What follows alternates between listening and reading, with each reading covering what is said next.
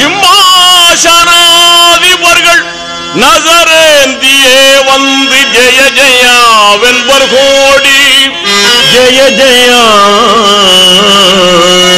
வென்பர் கோடி.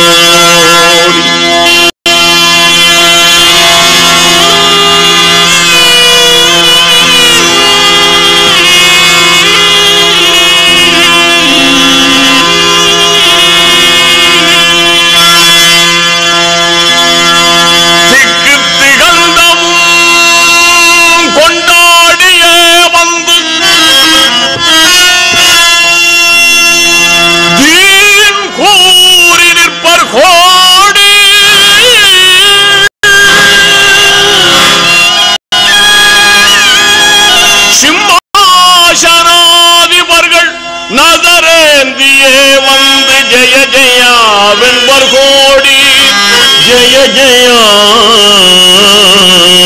வென்பர் கோடி.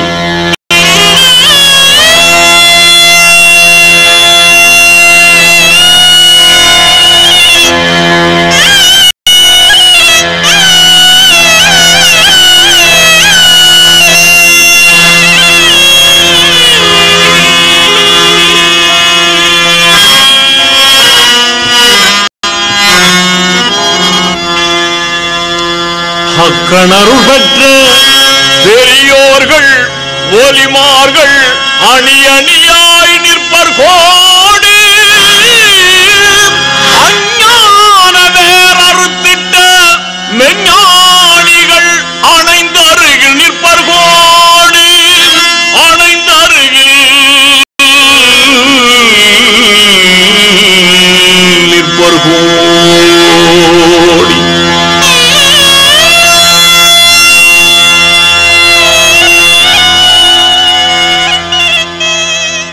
نستعينه ونستغفره ونؤمن به ونتوكل عليه ونعوذ بالله من شرور أنفسنا ومن سيئات أعمالنا من يهده الله فلا مضل له ومن يضلل فلا هادي له ونشهد أن لا إله إلا الله وحده لا شريك له وأشهد أن سيدنا ونبينا ومولانا محمد عبده ورسوله وصلى الله تعالى عليه وعلى آله وأصحابه وبارك وسلم تسليما كثيرا كثيرا أما بعد أعوذ بالله من الشيطان الرجيم بسم الله الرحمن الرحيم سبحانك لا علم لنا إلا ما علمتنا إنك أنت العليم الحكيم رب اشرح لي صدري ويسر لي أمري واحلل عقدة من لساني يفقهوا قولي ربي زدني علما வர்சுக்னி ஃபஹ்மா வ தஃஹீமா. ஒரு தாய் ஒரு இனிப்பு சாப்பிட்றாங்க. தான் சாப்பிட்டு விட்டு அந்த இனிப்பை தன் பக்கத்திலே இருக்கக்கூடிய மகனுக்கும் கொடுக்கிறார்கள். மகனும் சாப்பிடுகிறார். சாப்பிட்டவுடன் அங்கே இருக்கக்கூடிய அவருடைய இளைய மகனை பார்த்து அந்த தாய் கூறுகிறார், என் அருமை மகனே, நானும் ஸ்வீட் சாப்பிட்டுட்டேன், உன்னுடைய சகோதரனும் அந்த இனிப்பை சாப்பிட்டான், நீனும் அதை சாப்பிடுவாயாக என்று சொல்கிறார். காரணம் என்ன? நேரடியாக அந்த குழந்தைகிட்ட அந்த ஸ்வீட்டை கொடுத்தா அது சாப்பிடும்னு சொல்ல முடியாது. அப்படியே சாப்பிட்டாலும் கொஞ்சமாக தான் சாப்பிடும். ஆனால் அதே சமயம் நானும் சாப்பிட்ருக்கிறேன், உன் காக்கா உன் அண்ணன் பக்கத்தில் இருக்கான அவனும் சாப்பிட்ருக்கிறான், நீனும் சாப்பிடுன்னு சொன்னால் அந்த குழந்தை என்ன செய்யும்? இன்னும் ஆர்வத்தோடு அந்த குழந்தை சாப்பிடும் இல்லையா? சரிதானே? அதனால தான் அல்லாஹ் சுப்ஹானஹு வ தஆலா அருள்மறையாம் திருமறை குர்ஆனில் கூறுகிறான், இன்னல்லாஹ வ மலாயிகத்துஹு யுஸல்லூன அலன் நபி யா அய்யுஹல்லதீன ஆமனூ ஸல்லூ அலைஹி வ ஸல்லிமூ தஸ்லீமா. அல்லாஹும்ம ஸல்லி அலா ஸய்யிதினா மௌலானா முஹம்மதின் வ அலா ஆலி ஸய்யிதினா முஹம்மதின் வ பாரிக் வஸல்லிம். மரியாதைக்கும் கண்ணியத்திற்கும் உரிய ஆலிம் உலமா பெருமக்களே, சங்கைக்குரிய பெரியோர்களே, சகோதரர்களே, தாய்மார்களே, அல்லாஹ் சுப்ஹானஹு வ தஆலாவுடைய அளப்பெரும் கருணையினாலும் கண்மணி நாயகம் முஹம்மது முஸ்தபா ஸல்லல்லாஹு அலைஹி வஸல்லம் அவர்களுடைய துஆ பரக்கத்தை கொண்டும் மிக சிறப்பான முறையிலே நடந்து கொண்டிருக்கின்ற இந்த மஜ்லிஸிலே நூரல் முஹம்மதியா முதல் ஷஃபாஅத்துல் முஹம்மதியா வரை என்ற தலைப்பிலே முதலாவது ஒரு பாகத்தை முதலாவது 1 மணி நேரம் பேச வைத்தவன் இவனோ, அவனே இரண்டாம் பாகத்தை, அதே தலைப்புடைய இரண்டாம் பாகத்தை இரண்டாவது 1 மணி நேரம் பேச வைத்தவன் எவனோ அந்த ரப்புல் இஸ்ஸத் இன்று நூறல் முஹம்மதியா முதல் ஷஃபாஅத்துல் முஹம்மதியா என்ற தலைப்பின் 3ஆம் பாகத்தை 3வது 1 மணி நேரம் பேசுவதற்கு தௌஃபீக் செய்திருக்கிறான். புகழும் நன்றியும் அல்லாஹ்வுக்குத்தான். வலக்கல் ஹம்து வலக்கல் ஷுக்ர். ஆனால் அருமையான அல்லாஹ்வின் நல்லடியார்களே, நீங்களே நியாயத்தை சொல்லுங்க. நூறல் முஹம்மதியாவில் இருந்து ஷஃபாஅத்துல் முஹம்மதியா வரை வரக்கூடிய அத்தனை விஷயங்களையும் 3 மணி நேரத்திலே சொல்லி முடித்துவிட முடியுமா? முடியாது. குறைந்தபட்சம் 12 மணி நேரம் தேவைப்படும். அல்ஹம்துலில்லாஹ். அது என்ன 12 மணி நேரம் கணக்கு? 10 மணி நேரம் சொல்லலாம், 9 மணி நேரம் சொல்லலாம். 12 மணி நேரம் என்ன கணக்கு? காரணம் இருக்கிறது. நாயகம் ஸல்லல்லாஹு அலைஹி வஸல்லம் அவர்கள் ஒரு முறை ஃபஜ்ர் தொழுகை முடித்தவுடன் மிம்பரிலே ஏறினார்கள். மிம்பரிலே ஏறி பயான் செய்ய துவங்கினார்கள். பயான் செய்தார்கள். லொஹருடைய வக்து வந்துவிட்டது. ஃபஜ்ரில் இருந்து லொஹர் வரைக்கும் பயான் செய்கிறாங்க, நான் ஸ்டாப். லொஹருடைய வக்து வந்தது. லொஹருடைய ஜமாத் தொழுகை நடந்தது. தொழுகை முடிஞ்சவொன்னு வீட்டுக்கு சென்று விடவில்லை, மீண்டும் மிம்பரிலே ஏறினார்கள். மீண்டும் பயான் தொடர்ந்தது பயான் நடந்து கொண்டே இருந்தது. அசருடைய வக்து வந்துவிட்டது. அசர் தொழுகை நடத்தப்பட்டது, இமாம் ஜமாத்தோடு நடந்தது. தொழுகை முடிந்தவுடன் வீட்டுக்கு சென்று விடவில்லை, மீண்டும் மிம்பரிலே ஏறினார்கள். பயான் தொடர்ந்தது. மகரிபுடைய வக்து வரை நடந்தது. மகரிபில் அந்த பயான் முடிவடைந்தது. இப்போ ஃபஜ்ரில் இருந்து மகரிபுடைய நேரம் வரை ஏறத்தாழ 12 மணி நேரம், சராசரியாக 12 மணி நேரம் நாயகம் ஸல்லல்லாஹு அலைஹி வஸல்லம் அவர்கள் பயான் செய்திருக்கிறார்கள்.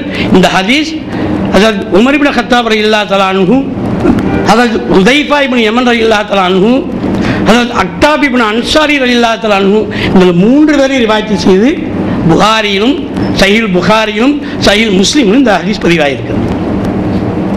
இதில் முக்கியமான விஷயம் என்னவென்று சொன்னால், அந்த 12 மணி நேரம் நாயகம் ஸல்லல்லாஹு அலைஹி வஸல்லம் அவர்கள் பேசிய விஷயம் என்ன? படைப்பினங்கள் படைப்பு துவங்கப்பட்ட அந்த தினத்திலிருந்து சொர்க்கவாசிகள் சொர்க்கத்துக்கும் நரகவாசிகள் நரகத்திற்கும் நுழையக்கூடிய அந்த காலமறைவுள்ள விஷயங்களைத்தான் நாயகம் ஸல்லல்லாஹு அலைஹி வஸல்லம் அவர்கள் 12 மணி நேரம் பேசினார் என்று இந்த ஹதீஸில் காணப்படுகிறது. அல்ஹம்துலில்லாஹ், நாமளும் 2 வாரமும் கடந்த 2 மணி நேரங்களும் அத்தகைய விஷயங்களைத்தான் பேசியிருக்கிறோம்.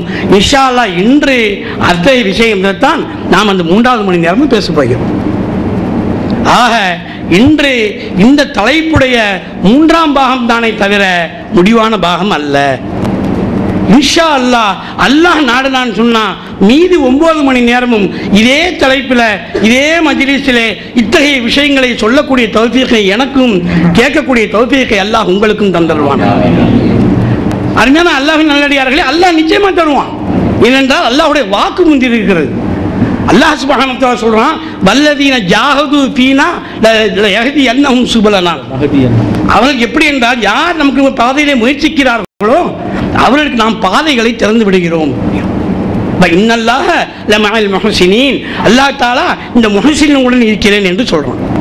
அப்போ முயற்சி பண்ணா அந்த முயற்சிக்கான பலனையும் அதை அடையக்கூடிய அந்த பாதைகளையும் அல்லாஹ் சுப்ஹானஹு வ தஆலா திறந்து விடுகிறான். முயற்சி உடையா நிகழ்ச்சி அடையா, முயற்சி திருவினையாகும். யார் எதற்காக முயற்சிக்கிறார்களோ அதை அவர்கள் பெற்றுக்கொள்வார்கள். அல்லாஹ் தஆலா அத்தனைக்கு அவன் தான் தௌஃபீக் செய்கிறான். இந்த இடத்துல எனக்கா என்று சொல்லும் போது உள்ள வேற, ஆனால் பொதுவாகவே யார் எதற்கு முயற்சி செய்தாலும் அதை அல்லாஹ் தந்து விடுவான்.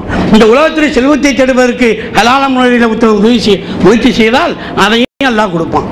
ஒருத்தர் இருமை தேடிக்கொள்வதற்கு முயற்சி செய்தால் அதையும் அல்லாஹ் சுப்ஹானஹு வ தஆலா கொடுக்கத்தான் செய்வான். ஆனால் பாபுல் இல்ம் அபு துராப் சையதுனா அலி பின் அபு தாலிப் ரலியல்லாஹு தஆலா அவர்கள் சொல்றாங்க, நீங்கள் முயற்சி செய்து கொண்டு பெற்றுக்கொண்ட அந்த செல்வத்தை நீங்கள் பாதுகாக்க வேண்டும். நீங்கள் முயற்சி செய்து கொண்டு பெற்றுக்கொண்ட இல்ம் உங்களை பாதுகாக்கும். அப்ப செல்வத்தை நீங்க பாதுகாக்கணும், ஆனா இல்ம் அது உங்களை பாதுகாக்கும். அப்ப நாம் எதற்காக முயற்சிக்கிறோம் என்பது நம்முடைய சாய்ஸ் தான். அல்லாஹ் சுப்ஹானஹு வ தஆலா அதற்கான பாதைகளையும் வழிமுறையும் அல்லாஹ் சுப்ஹானஹு வ தஆலா தெரிந்து விட்டுருவோம். அப்ப இல்ம் என்பது நாயகம் ஸல்லல்லாஹு அலைஹி வஸல்லம் சொன்னாங்க, இல்ம் என்பது மூமின்களுடைய வேட்டை பொருள், அதை நீங்கள் வேட்டையாடுங்கள் அப்படின்னாங்க. இமாம் அஹ்மத் இப்னு ஹம்பல் ரஹ்மத்துல்லாஹி அலைஹி அவர்கள் கூறுகிறார்கள், இந்த இல்மை தேடக்கூடிய விஷயத்தில் என்னுடைய நிலை எப்படி என்றால், கூட்டத்திலே காணாமல் போன குழந்தையை தேடும் தன் தாயை போன்றதாகும் அப்படின்னு. சுப்ஹானல்லாஹ், ஒரு குழந்தை காணாமல் போச்சு கூட்டத்தில், அந்த தாய் என்ன செய்வான்? சரி போட்டு சனியை எப்போ வருதோ வீட்டுக்கு போகும்போது கூட்டிக்கலான்னு இருப்பாளா? இங்கே என் குழந்தை இங்கே இருக்குமா, அந்த மொழியில் இருக்குமா, அந்த இடத்துல இருக்குமா தேட மாட்டாளா? அதே மாதிரி செய்யலாம். அஹ்மது இப்னு ஹம்பல் ரஹ்மத்துல்லாஹி அலைஹி சொல்கிறாங்க, இந்த இல்மை தான் தேடிக்கொண்டிருக்கிறேன். எங்கே கிடைக்கும்? இந்த பள்ளிவாசல் கிடைக்குமா, அந்த மஜ்லிஸில் கிடைக்குமா, அந்த புத்தகத்தில் கிடைக்குமா, இந்த நெட்டில் கிடைக்குமா என்று தேட சொல்கிறாங்க. இமாம் அஹ்மது இப்னு ஹம்பல் ரஹ்மத்துல்லாஹி அலைஹி அவர்கள் அந்த தௌஃபீக்கை அல்லாஹ் சுப்ஹானஹு வ தஆலா திருவருக்கு அல்லாஹ் தஆலா விஷயமா நாம் இங்கே எல்லோருமே இல்மை தேடுவதற்காகத்தான் உட்கார்ந்துருக்கோம். அதனால அல்லாஹ் சுப்ஹானஹு வ தஆலா நிச்சயமாக அடை செய்வான். மற்றொரு காரணம், பேசுவதற்கு என்னையும் கேட்பதற்கு இல்மை உங்களை கொண்டு வந்தவன் அல்லாஹ் தானங்க. அல்லாஹ் சுப்ஹானஹு வ தஆலா தௌஃபீக்கை கொண்டு தாங்க இருக்கிறோம். இந்த மஜ்லிஸில் இன்றைக்கி பயான் நடக்க போகிற செய்தி உங்களுக்கு மட்டும் தான் தெரியுமா? உங்களுக்கு எத்தனை பேருக்கு தெரியும்ல? ஏன் அவங்கெல்லாம் வரல? ஒன்று வேலை இருந்தது, இல்லை ஷைத்தான் தடுத்துட்டான், இல்லை நப்சு தடுத்துருச்சு. அதான காரணம். ஏன் உங்களுக்கு வேலை இல்லையா? உங்களுக்கு ஷைத்தான் தடுக்கலையா? உங்களுடைய நப்சு உங்களுக்கு தடுக்கலையா? ஏன் தடுக்கலை? ஏனென்றால் உங்கள் முன்னால் அல்லாஹ்வுடைய தௌஃபீக் என்ற திரை இருந்தது. அந்த திரை உங்களை காப்பாற்றி கொண்டு வந்து வைத்து விட்டது. அல்ஹம்துலில்லாஹ். அல்லாஹ் சுப்ஹானஹு வ தஆலா ஏனைய சகோதரர்களுக்கும் அந்த தௌஃபீக்கை வழங்குவானாக. நல்லதை பேசவும் நல்லதை கேட்கும் அல்லாஹ் தஆலா நமக்கு கருவிக்கிற விஷயம். இன்று 3ஆம் பாகத்தில் நூரல் முஹம்மதியா முதல் ஷஃபாஅத் முஹம்மதியா வரை என்ற தலைப்பில் நம்முடைய பிரயாணம் தொடர்கிறது. இப்போ விஷயத்துக்கு வருவோம். அருமையான அல்லாஹ்வின் நல்லடியார்களே, நாம் முதலாவது வாரம் என்ன பேசணும், 2வது வாரம் என்ன பேசணும் என்பதை 5 நிமிடங்கள் மிகைத்து விடாமல் சுருக்கமாக சொல்ல வேண்டிய காரணம் இருக்கிறது. 2 காரணம். ஒன்று, எனது மரியாதைக்குரிய மாமா சாதிக் மாமா போன்றவர்கள் இன்று புதுசாக வந்திருக்கிறாங்க. 2வது, நம்ம ஏற்கனவே என்ன பேசணுங்கிறத ஒரு ரீகலெக்ட் பண்ணிக்கணும்னு சொன்னால் இதை தொடர்ந்து நல்லபடியாக கேட்கறதுக்கு ஒரு ஏதுவாக இருக்கும். நம்ம முதலாவது வாரத்தில் இந்த நூரல் முஹம்மதியா ஷஃபாஅத் முஹம்மதியா என்ற அந்த தலைப்புக்கு காரணம் என்ன என்பதை சொன்னோம் இல்லையா? ஆரம்பத்தில் வந்தவங்களுக்கு தெரியும். அதாவது பொதுவாக சொல் வழக்கில் ஆதி முதல் அந்த மறை என்று சொல்லுவாங்க. ஆனால் அது கிடையாது. சுன்னத்துல் ஜமாத் அக்கீதாப்படி படைப்பின் துவக்கம் நூரல் முஹம்மதியா. நூரல் முஹம்மதியா கொண்டு அல்லாஹ் சுப்ஹானஹு வ தஆலா படைப்பினை துவக்கினான் என்ற காரணங்களை நம்ம முதலாவது வாரத்தில் சொன்னோம். ஞாபகம் இருக்குதா? அதுக்கு அடுத்தாற்போல் கியாமத்துடைய நாளில் மஹ்ஷர் மைதானத்தில் நடக்கக்கூடிய விஷயம், நரகத்தை பற்றிய ஒரு விஷயம், சொர்க்கத்திலே நடக்கக்கூடிய விஷயங்கள்லாம் நம்ம சொன்னோம். எப்படி மஹ்ஷர் மைதானத்திலே மனிதர்கள் தங்களுடைய சகோதரர்களை விட்டும் தாய் தந்தர்களை விட்டும் மனைவி மக்களை விட்டும் இரண்டு ஓடுவார்கள், சில பேர் சந்தோஷமாக இருப்பாங்க என்பதை சொன்னோம். நரகத்தில் உலோபிகளுக்கு நெற்றியிலும் முதுகிலும் விழாப்புறங்களின் சூடு போடப்படும் என்ற விஷயத்தை சொன்னோம். சொர்க்கத்திலே அல்லாஹ் தஆலா எப்படி விருந்தோம்பல் செய்யலாம் என்பதையும் சொன்னோம் இல்லையா? இது முதலாவது வாரம். 2வது வாரம் நம்ம சொன்ன விஷயம் கலம் என்றால் என்ன, தக்தீர் என்றால் என்ன, தக்தீர் முபரம் தக்தீர் முஅல்லம் என்ற விவரங்களை சொன்னோம். அது மட்டுமல்லாமல் அந்த களம் என்று சொல்லப்படுவதும் நாயகம் ஸல்லல்லாஹு அலைஹி வஸல்லம் அவர்கள் தான் கூறப்படுகிறது என்பதை ஹதீஸ்கள் மூலமாகவும் தர்க்க ரீதியாகவும் நாம் விளக்கணும். உங்களுக்கு ஞாபகம் இருக்கும்னு நினைக்கிறேன். அப்போ களம் என்பது நூரல் முஹம்மதியாவுக்கு அடுத்த படைப்பு என்று கருதிடக்கூடாது. நூரல் முஹம்மதியா, கலம் அல் முஹம்மதியா, ரூஹ் அல் முஹம்மதியா, ரூஹ் அல் முஹம்மதியா, அக்ல் அல் முஹம்மதியா, இது நாலுமே ஹகீகல் முஹம்மதியாவுடைய நான் கட்டத்துடைய 4 பரிமாணங்கள் என்பதை குதுபுல் ஜமான் முஹித்தீன் அப்துல் காதர் ஜீலானி கத்தல்லாஹு ஸல்லல்லாஹு அவருடைய சிர்ருல் அஸ்ராரில் குறிப்பிட்டிருக்கார் என்பதை நம்ம சொன்னோம். அது மட்டுமல்லாமல் குர்ஆனுடைய அடிப்படையில் அங்கே களம் என்று சொல்வதும் நாயகம் ஸல்லல்லாஹு அலைஹி வஸல்லம் அதைத்தான் சொல்கிறான் என்பதற்கு ஒரு ஆதாரத்தையும் சொன்னோம். ஏன்னா இங்கே சொல்கிறான் அல்லதி அல்லம பில் கலம் அல்லமல் இன்சான மாலம் யாலம். நம்ம களமை கொடுத்தோம், அதன் மூலமாக மனிதனுக்கு அறியாதைகளும் கற்றுக் கொடுத்தோம்னு சொல்கிறான். அதே சமயம் சூரா பக்கராவுடைய 151வது வசனம் சொல்லும்போது என்ன சொல்கிறான்? கமா அர்சல்னா ஃபீக்கும் ரசூலம் மின்கும் யத்லூ அலைக்கும் ஆயாத்தினா வயுஸக்கீக்கும் வயுஅல்லிமுக்கும் அல் கிதாப வல் ஹிக்மத வயுஅல்லிமுக்கும் மா லம் தகூனு தஅலமூன். இந்த வசனத்துடைய கடைசி சொல்கிறான், இந்த நபி நீங்கள் அறியாதையெல்லாம் கற்றுக் கொடுப்பார். அங்கே களம் அறியாத மூலமாக நான் அறியாதை மூலமாக கற்றுக் கொடுக்குறேங்கிறான். இங்கே அல்லாஹ் தஆலா சொல்கிறான், என்னுடைய நபி ரசூல், நான் உங்களுக்கு அனுப்பியிருக்க ரசூல் நீங்கள் அறியாதையெல்லாம் கற்றுக் கொடுப்பார். ஆக களம் என்பது அல்லாஹ் சுப்ஹானஹு வ தஆலா ரசூல் ஸல்லல்லாஹு அலைஹி வஸல்லம் கூறுகிறான் என்பதையும் நம்ம வசனத்தின் அடிப்படையில் ஒரு ஒப்பிட்டு காட்டணும். இது 2வது வாரத்தில் நம்ம பண்ண கதை. இன்ஷா அல்லாஹ் இது 3வது வாரம் நம்ம உரைத்துறோம். எங்கேருந்து ஆரம்பிக்கிறது? ஆரம்பத்திலிருந்து ஆரம்பிக்கிறதா, கடைசியிலிருந்து ஆரம்பிக்கிறதா? சற்று சிந்தித்து பார்த்தால் ஆரம்பத்தை பார்த்தால் காரணம் கிடைக்கும். பாருங்க, துபாயில் ஜூன் மாதம் ஸ்கூல்லாம் முடியாச்சு. ஒரு மனிதர் இருக்கிறார். அந்த மனிதர் அவருடைய மனைவி மக்கள்லாம் ஸ்கூலில் படிக்கிறாங்க துபாயில். லீவு விட்டாச்சு. இப்போ பிளேனில் ஏறி உட்காந்துட்டாரு ஃபேமிலியோட. நல்லா 3 மாதம் லீவு. இப்போ பிளேனில் ஏறி கொஞ்சம் பிளேனில் பறந்துக்கிட்டு இருக்கும்போது ஜூன் மாதம், ஜூலை மாதம், ஆகஸ்ட் மாதம் துபாயில் கடுமையான வெயில் அடிக்குமே, அனலாக இருக்குமே, கொதிக்குமே, இப்படியா செஞ்சுப்பார்? இந்த பக்கத்தில் இருக்கிற மனைவியிடம் இப்படியா பேசுவார்? இல்லை. நாம் போய் சேர போகிறோமே நம்முடைய ஊர், அங்கே கிளைமேட் எப்படி இருக்கும், அங்கே வெயில் இருக்குமா, அங்கே கரண்ட் இருக்குமா, ட்ரைனேஜ்லாம் நல்லா இருக்குமா, நம்ம போன இடம் வரும்போதே ரோடு மோசமாக இருந்தது, இப்போ ரோடு போட்டிருப்பாங்களா, சொந்த பந்தங்களாம் பார்க்க வருவாங்களா, ஊட்டி கொடைக்கானல் போகிற சான்ஸ் கிடைக்குமா, குற்றாலத்தில் சீசன் இருக்குமா என்று இவர் பிளேனில் ஏறி உட்கார்ந்த இடத்துல இருந்து இங்கே இருக்கக்கூடிய துபாயை நினைத்து புலம்ப மாட்டார்.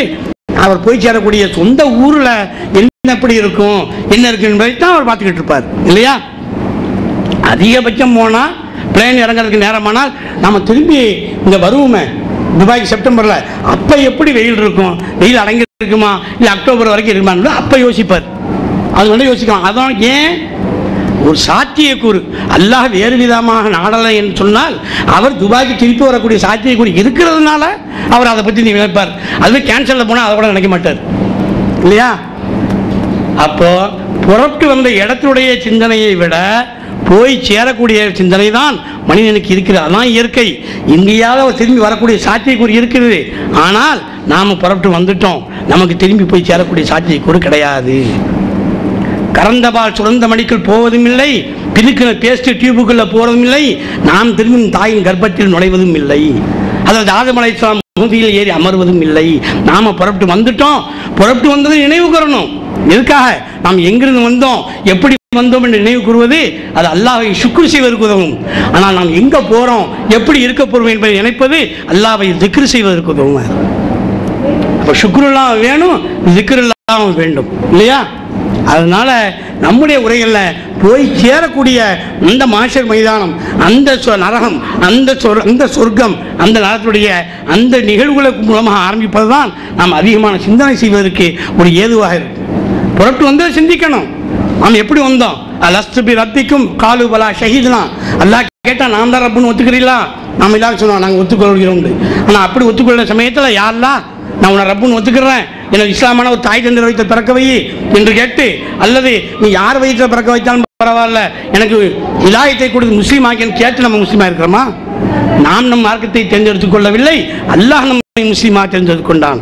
அப்போ நம்ம வந்திருக்கோம், முஸ்லீமாக வந்திருக்கிறோம், முஸ்லீமாக வாழ வைத்திருக்கிறான். ஆனால் ரொம்ப முக்கியம் என்ன, நம்ம மூத்தா போகும்போது முஸ்லீமாக மூத்தா போகும். அதனால தான் அல்லாஹ் தஆலா குர்ஆனை நினைவூட்டுகிறான். யாயும் ஒவ்வொரு ஜும்மாவோட நினைவூட்டப்படுகிறது. யாயுல்லதீனாமும் தக்குல்லா ஹக்க துகாத்திஹி வலா தமூதுன்ன இல்லா வஅன்தும் முஸ்லிமூன். விசுவாசிகளே, நீங்கள் அல்லாஹ்வை அஞ்சிக் கொள்ளுங்கள். நீங்கள் எது பேசினாலும் சத்தியத்தை உரையுங்கள். மன்னிக்கவும், அல்லாஹ்வை எப்படி அஞ்ச வேண்டுமோ அந்த முறையில் அஞ்சிக் கொள்ளுங்கள். நீங்கள் முஸ்லீமாக அன்றி மரணித்து விடாதீர்கள். அப்போ நம்முடைய மரணம் வருவாய் எப்படி இருக்கணும் என்பது மிக முக்கியமான சிந்தனைக்குரியாக இருக்கிறது.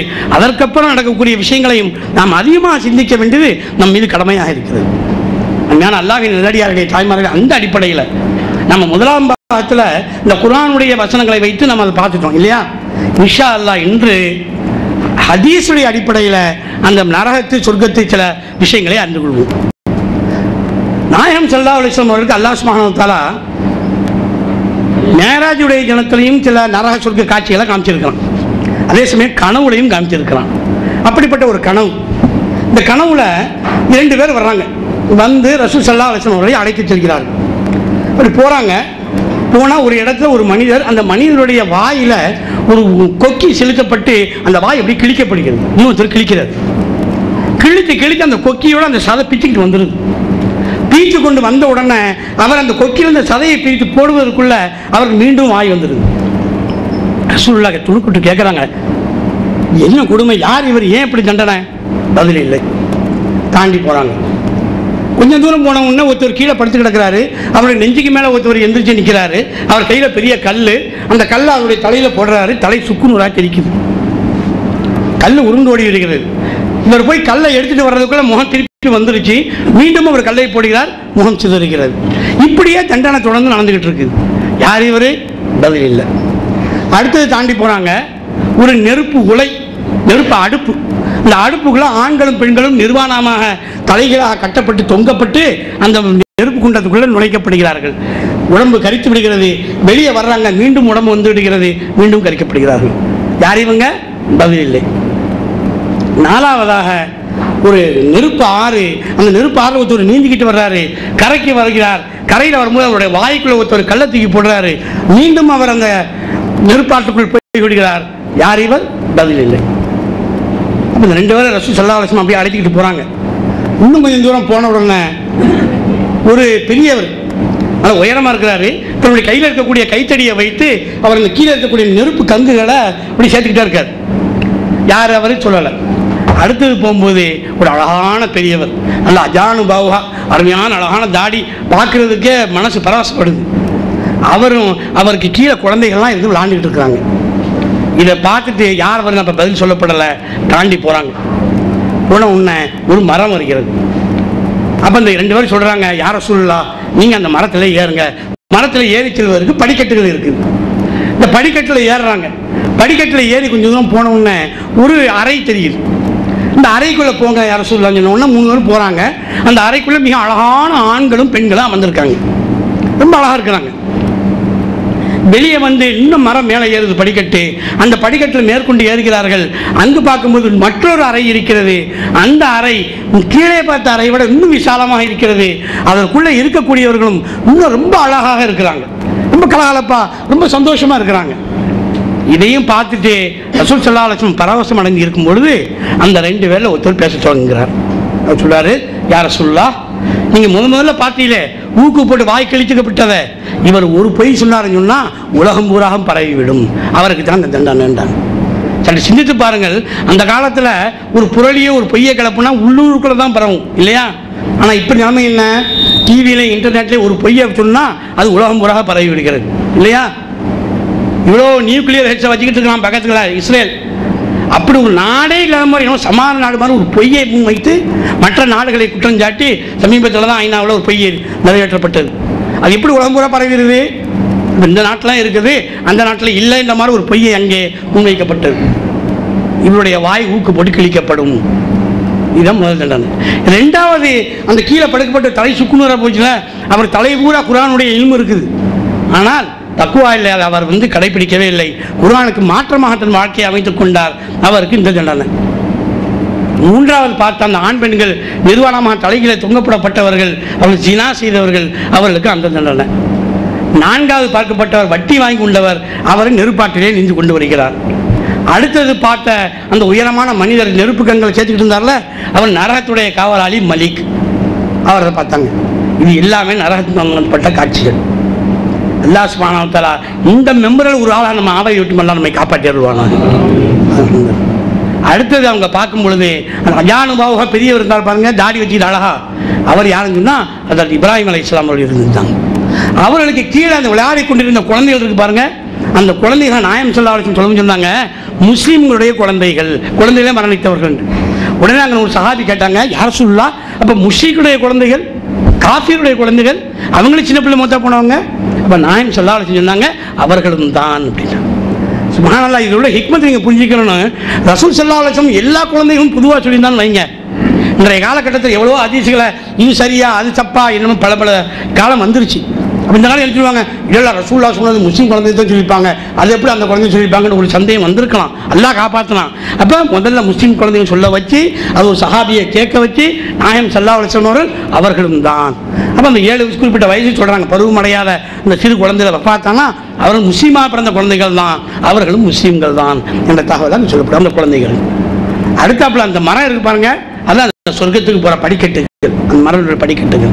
அந்த படிக்கட்டுகள் ஏறி போகும்போது முதலாவது பார்த்தா அவங்க சின்ன அறை, அந்த அறையில் இருந்த ஆண்கள் பெண்கள் அத்தனை பேருமே சொர்க்கவாசிகள், சொர்க்கத்துடைய அந்த இளைஞர்கள் அங்கே சந்தோஷமாக பார்த்துக்கிட்டு இருந்தாங்க. வெளியே வந்து அதற்கு மேலே போனாங்க பாருங்க, மேலே போகும்போது இன்னொரு பெரிய அறை தெரிஞ்சு பாருங்க, அந்த விசாலமான அறையும் சொர்க்கம் தான், அங்கே இருந்தவரும் சொர்க்கவாசிகள் தான். ஆனால் இவர்களுக்கும் அவர்களுக்குள்ள வித்தியாசம், மேலே இருந்தவர்கள் சுகதாக்கள், அல்லாஹுக்காகவும் அல்லாஹ்வுடைய ரசூலுக்காகவும் இந்த தீனுக்காகவும் தன்னோட உயிரை தியாகம் செய்தவர்கள், அவருக்கு அல்லாஹ் சுப்ஹானஹு வ தஆலா இந்த பெரிய சொர்க்கத்தை கொடுத்திருக்கிறான். ஏன்னா சுகதாக்களுக்கு அல்லாஹ் சுப்ஹானஹு வ தஆலா கொடுக்கக்கூடிய அந்தஸ்தே வேறு.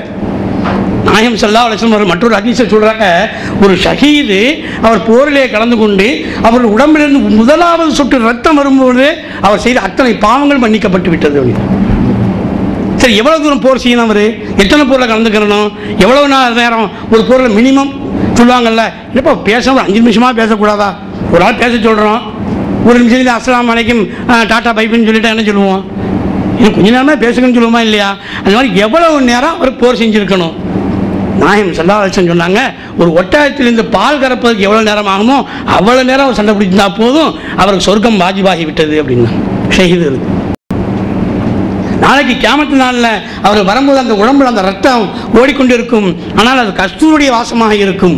அவருடைய தலையில் அல்லாஹ் சுப்ஹானஹு வ தஆலா ஒரு கிரீடத்தை வைப்பான், 70 ஹூருலீன்களை அவர்களுக்கு மனமளித்து கொடுப்பான். அவருடைய குடும்பத்தை சார்ந்த 70 பேர்களுக்கு அவர் ஷஃபாத் செய்யக்கூடிய வதை கொடுப்பான்.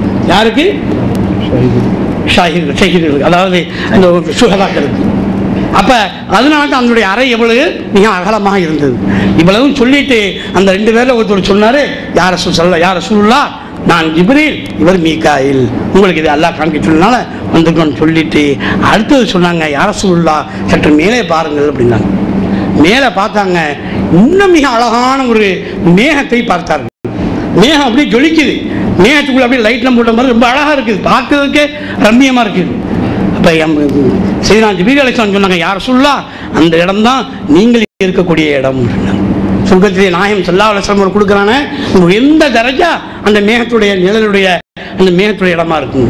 உடனே ரசூல் ஸல்லல்லாஹு அலைஹி வஸல்லம் சொன்னாங்க, நான் வேண்டாம் அதை போய் பார்த்துட்டு வந்துடவாண்டு. அப்போது ஜிப்ரீல் அலைஹிஸ்ஸலாம் சொன்னார்கள், இல்லை யார் ரசூலுல்லாஹ், உங்களுக்கு இன்னும் நேரம் இருக்கிறது, உலகத்திலே நீங்கள் ஆற்ற வேண்டிய கடமைகள் இருக்கிறது, அதனால நீங்கள் அது முடிந்தவுடன் இங்கே வந்துவிடலாம் என்று சொல்வதனால நாயகம் ஸல்லல்லாஹு அலைஹி வஸல்லம் வந்து விட்டார்கள். கனவு அத்துடன் கலைந்து விட்டது. அல்லாஹ் சுப்ஹானஹு வ தஆலா அனைவரையும் அந்த சொர்க்கத்து அந்த மனத்துடைய வீடுகளிலே நம்மளை குடியேறச் செய்வானாக. அதனுடைய தௌஃபீக்கை அல்லாஹ் சுப்ஹானஹு நமக்கு தந்தருவானாக. நம்முடைய பிழைகளெல்லாம் பொறுத்துக் கொள்வானாக. நமக்கு இந்த சொர்க்கத்துடைய வாய் தந்து அந்த நரகத்திலிருந்தும் நரகத்தில் கொடுமையிலிருந்து அல்லாஹ் நம்மை காப்பாற்றுவானாக. சொர்க்கத்துடைய வாழ்க்கையை இன்றும் அனுபவிக்கக்கூடிய தௌஃபீக்கை அல்லாஹ் தருவானாக. சொர்க்கவாசிகளை பார்த்து அல்லாஹ் சுப்ஹானஹு வ தஆலா சொல்றான், என் அருமை சொர்க்கவாசிகளே, உங்களுக்கு 4 விஷயங்களை நான் தந்து விட்டேன். என்ன? முதலாவது, உங்களுக்கு நிரந்தர வாழ்வு, நிரந்தரமாக அங்கே இருப்பீங்க, வெளியே போய் மாட்டீங்க, வெளியே போய் விட மாட்டீர்கள். காலிதீன் ஃபீஹா அபதா, அங்கே என்றென்றும் நிரந்தரமாக இருப்பீர்கள், வெளியே போவது என்பது கிடையாது. இங்கே நீங்கள் என்றென்றும் சுகமாகவே இருப்பீர்கள், இங்கே உங்களுக்கு நோய் என்பது கிடையாது. இங்கே என்றென்றும் இளமையுடன் இருப்பீர்கள், இங்கே முதுமை என்பது கிடையாது.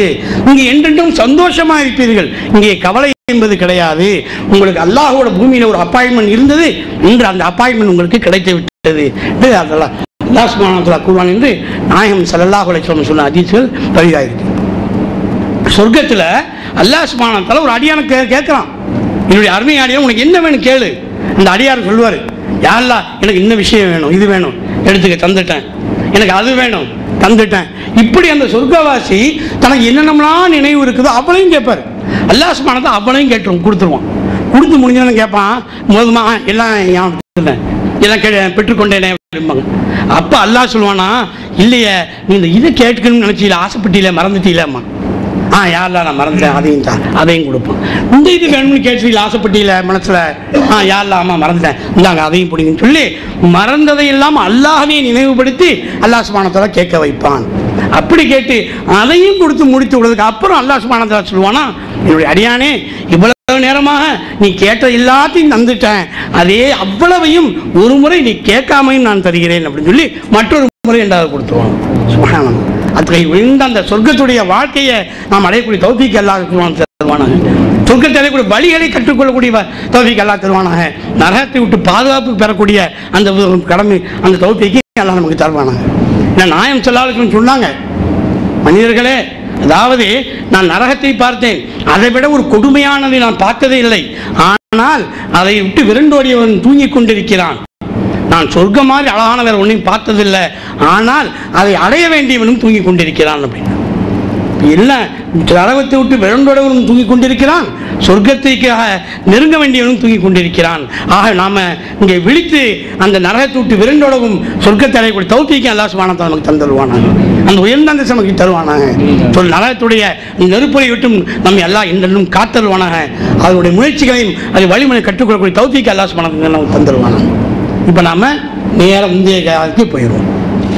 நூரல் முஹம்மதியா என்ற அந்த ஆரம்ப கட்டத்துக்கு போக முடியும். அடுத்த கட்டத்துக்கு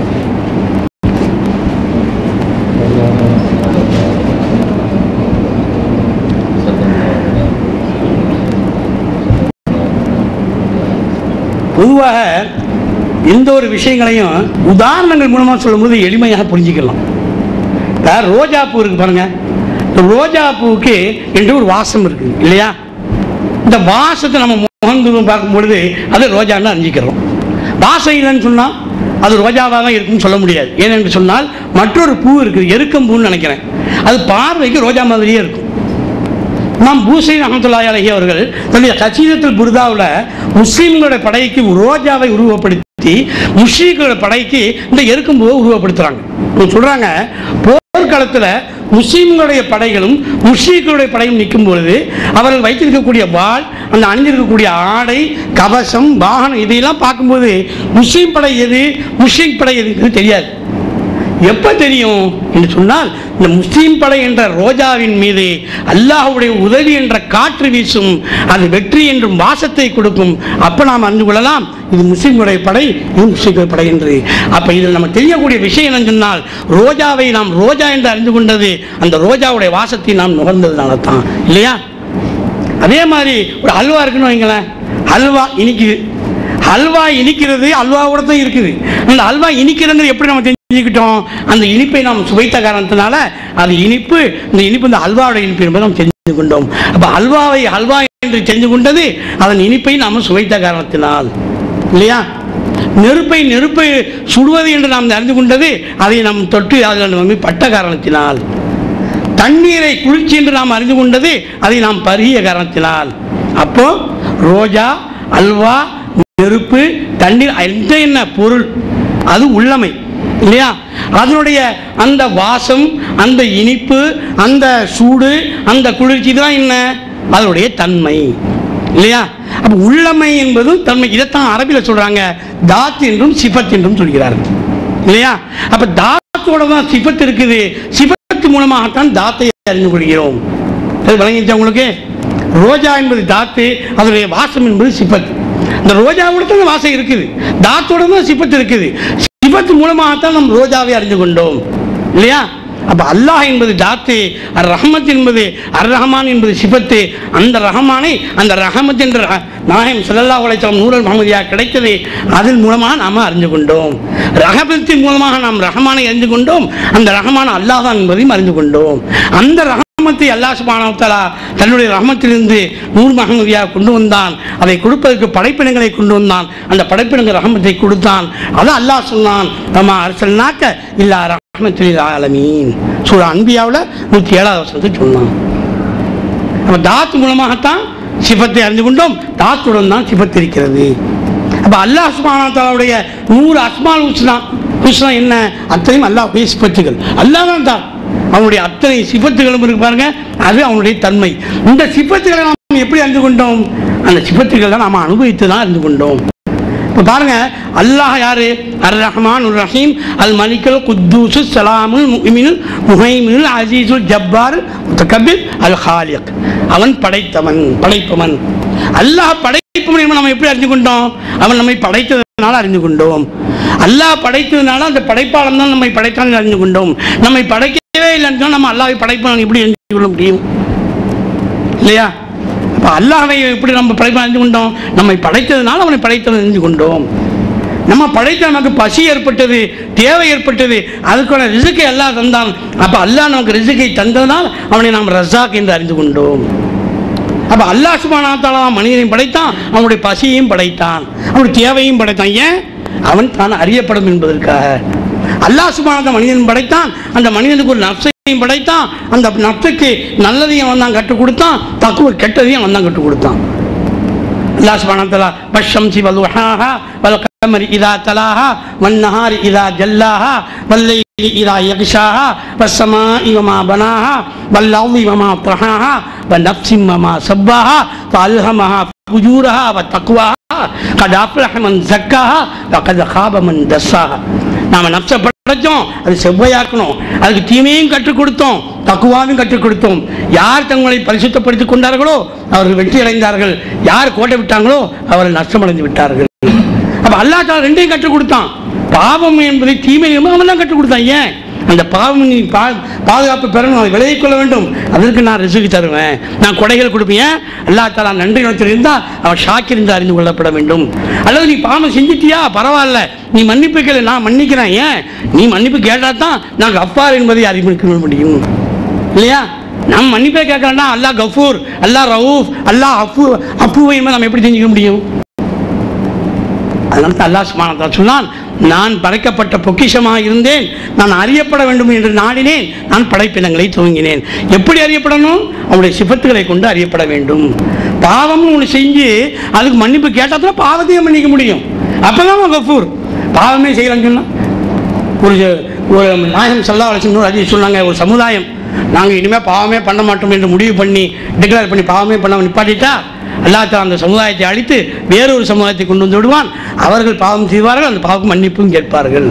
அப்போ பாவம் செய்யலாமே, அப்போ செய்யணுமோ அப்படிங்கிற எண்ணத்துக்கு அல்லாஹ் காப்பாற்றணும் வந்துடக்கூடாது. அது நம்ம டியூட்டி இல்லை. ஏற்கனவே சொன்னாலும் அது நப்சுடைய டியூட்டி.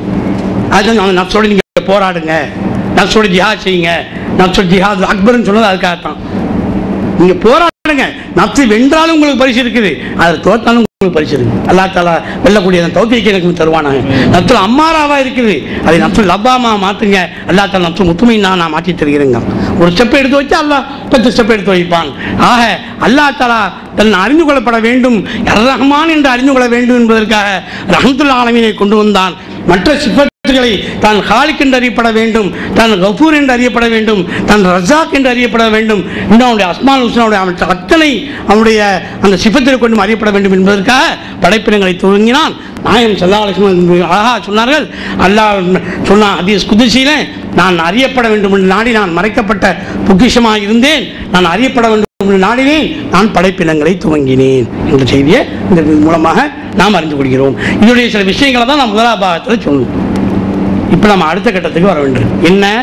இந்த படைப்பினங்களை படைத்தான்ல, இதை பற்றிய விஷயங்களை இன்ஷா அல்லாஹ் போகிறோம். அருமையான அல்லாஹ்வின் நல்லடியார்களே, இந்த படைப்பினங்களை பொறுத்த வரைக்கும் 2 பகுதியாக பிரிக்கணும். ஒன்று மேக்ரோகோசம், இன்னொன்று மைக்ரோகோசம். மேக்ரோகோசம் என்று சொன்னால் இந்த அண்ட சராசங்களையும் படைத்தான் பாருங்க. செவ்வாய் கிரகம், மற்ற ஜூபிட்டர், மற்ற கோளங்கள், மற்ற பிரபஞ்சம் முழுவதையும் படைத்தது பாருங்க. இதுதான் ஒரு படைப்பு, நம்மை படைத்தது ஒரு படைப்பு. அதெல்லாம் மேக்ரோகோசம், இது மைக்ரோகோசம். அந்த மேக்ரோகோசத்திலையும் நமக்கு செவ்வாய் கிரகம் எப்படி படைத்தான், வீனஸ் எப்படி படைத்தான் என்ற பேச்சு நமக்கு தேவையில்லை. நம்முடைய ஸ்கோப்பும் கிடையாது, தேவையில்லை. எக்ஸ்ட்ரா செய்தி நமக்கு தேவை. ஆனால் நமக்கு என்ன தேவை? அல்லாஹ் தஆலா குர்ஆன் மிக தெளிவாக சொல்லியிருக்கிறான், வானமும் பூமியும் படைக்கப்பட்ட செய்தியை, நம்மை படைக்கப்பட்ட செய்தி, அதை தெரிஞ்சுக்கிட்டா போதும். இந்த செய்திகளையும் நம்ம ஏற்கனவே வியக்க வைக்கும் திருமலை என்ற அந்த தலைப்பில் விஞ்ஞான கோணத்தில் நம்ம பார்த்துட்டோம். அப்போ பார்த்தது விஞ்ஞான கோணம். ஆனால் நம்ம இப்போ பார்க்க போகிறது விஞ்ஞான கோணத்தில் பார்க்க போகிறோம். விஞ்ஞானமும் விஞ்ஞானமும் கொண்டு மக்களுடைய அஞ்ஞானத்தை விளக்க வேண்டியது தான் அருள்மறை திருமறை. அல்லாஹ் சுப்ஹானஹு வ தஆலா ஹாமீம் சஜிதா 43 ஹாமீம் சஜிதாவுடைய 11வது வசனத்துக்கு நம்ம போவோம். கும்மஸ்தவா இலஸ்ஸமாஇ வஹிய துகானுன் ஃபகால லஹா வலில் அர்தி இத்யா தௌஅன் வ கர்ஹா காலதா அப்பைனா காயின். அல்லாஹ் சுப்ஹானஹு வ தஆலா சொல்றான். இந்த விஞ்ஞானம் என்ன? அல்லாஹ் சுப்ஹானஹு வ தஆலா சொல்றான், வானம் அது படைக்கப்படுவதற்கு முன்னால் அப்போ அது புகையாக இருந்த பொழுதுங்கிறான். இந்த விஞ்ஞானம் ஒத்துக்கொண்டது அது வானம் புகையாக தான் இருந்தது. அது நம்ம வேற தலைப்பில் பார்த்துட்டோம். இப்போ நாம் கவனிக்க வேண்டிய விஞ்ஞான பகுதிக்கு நம்ம வருவோம்.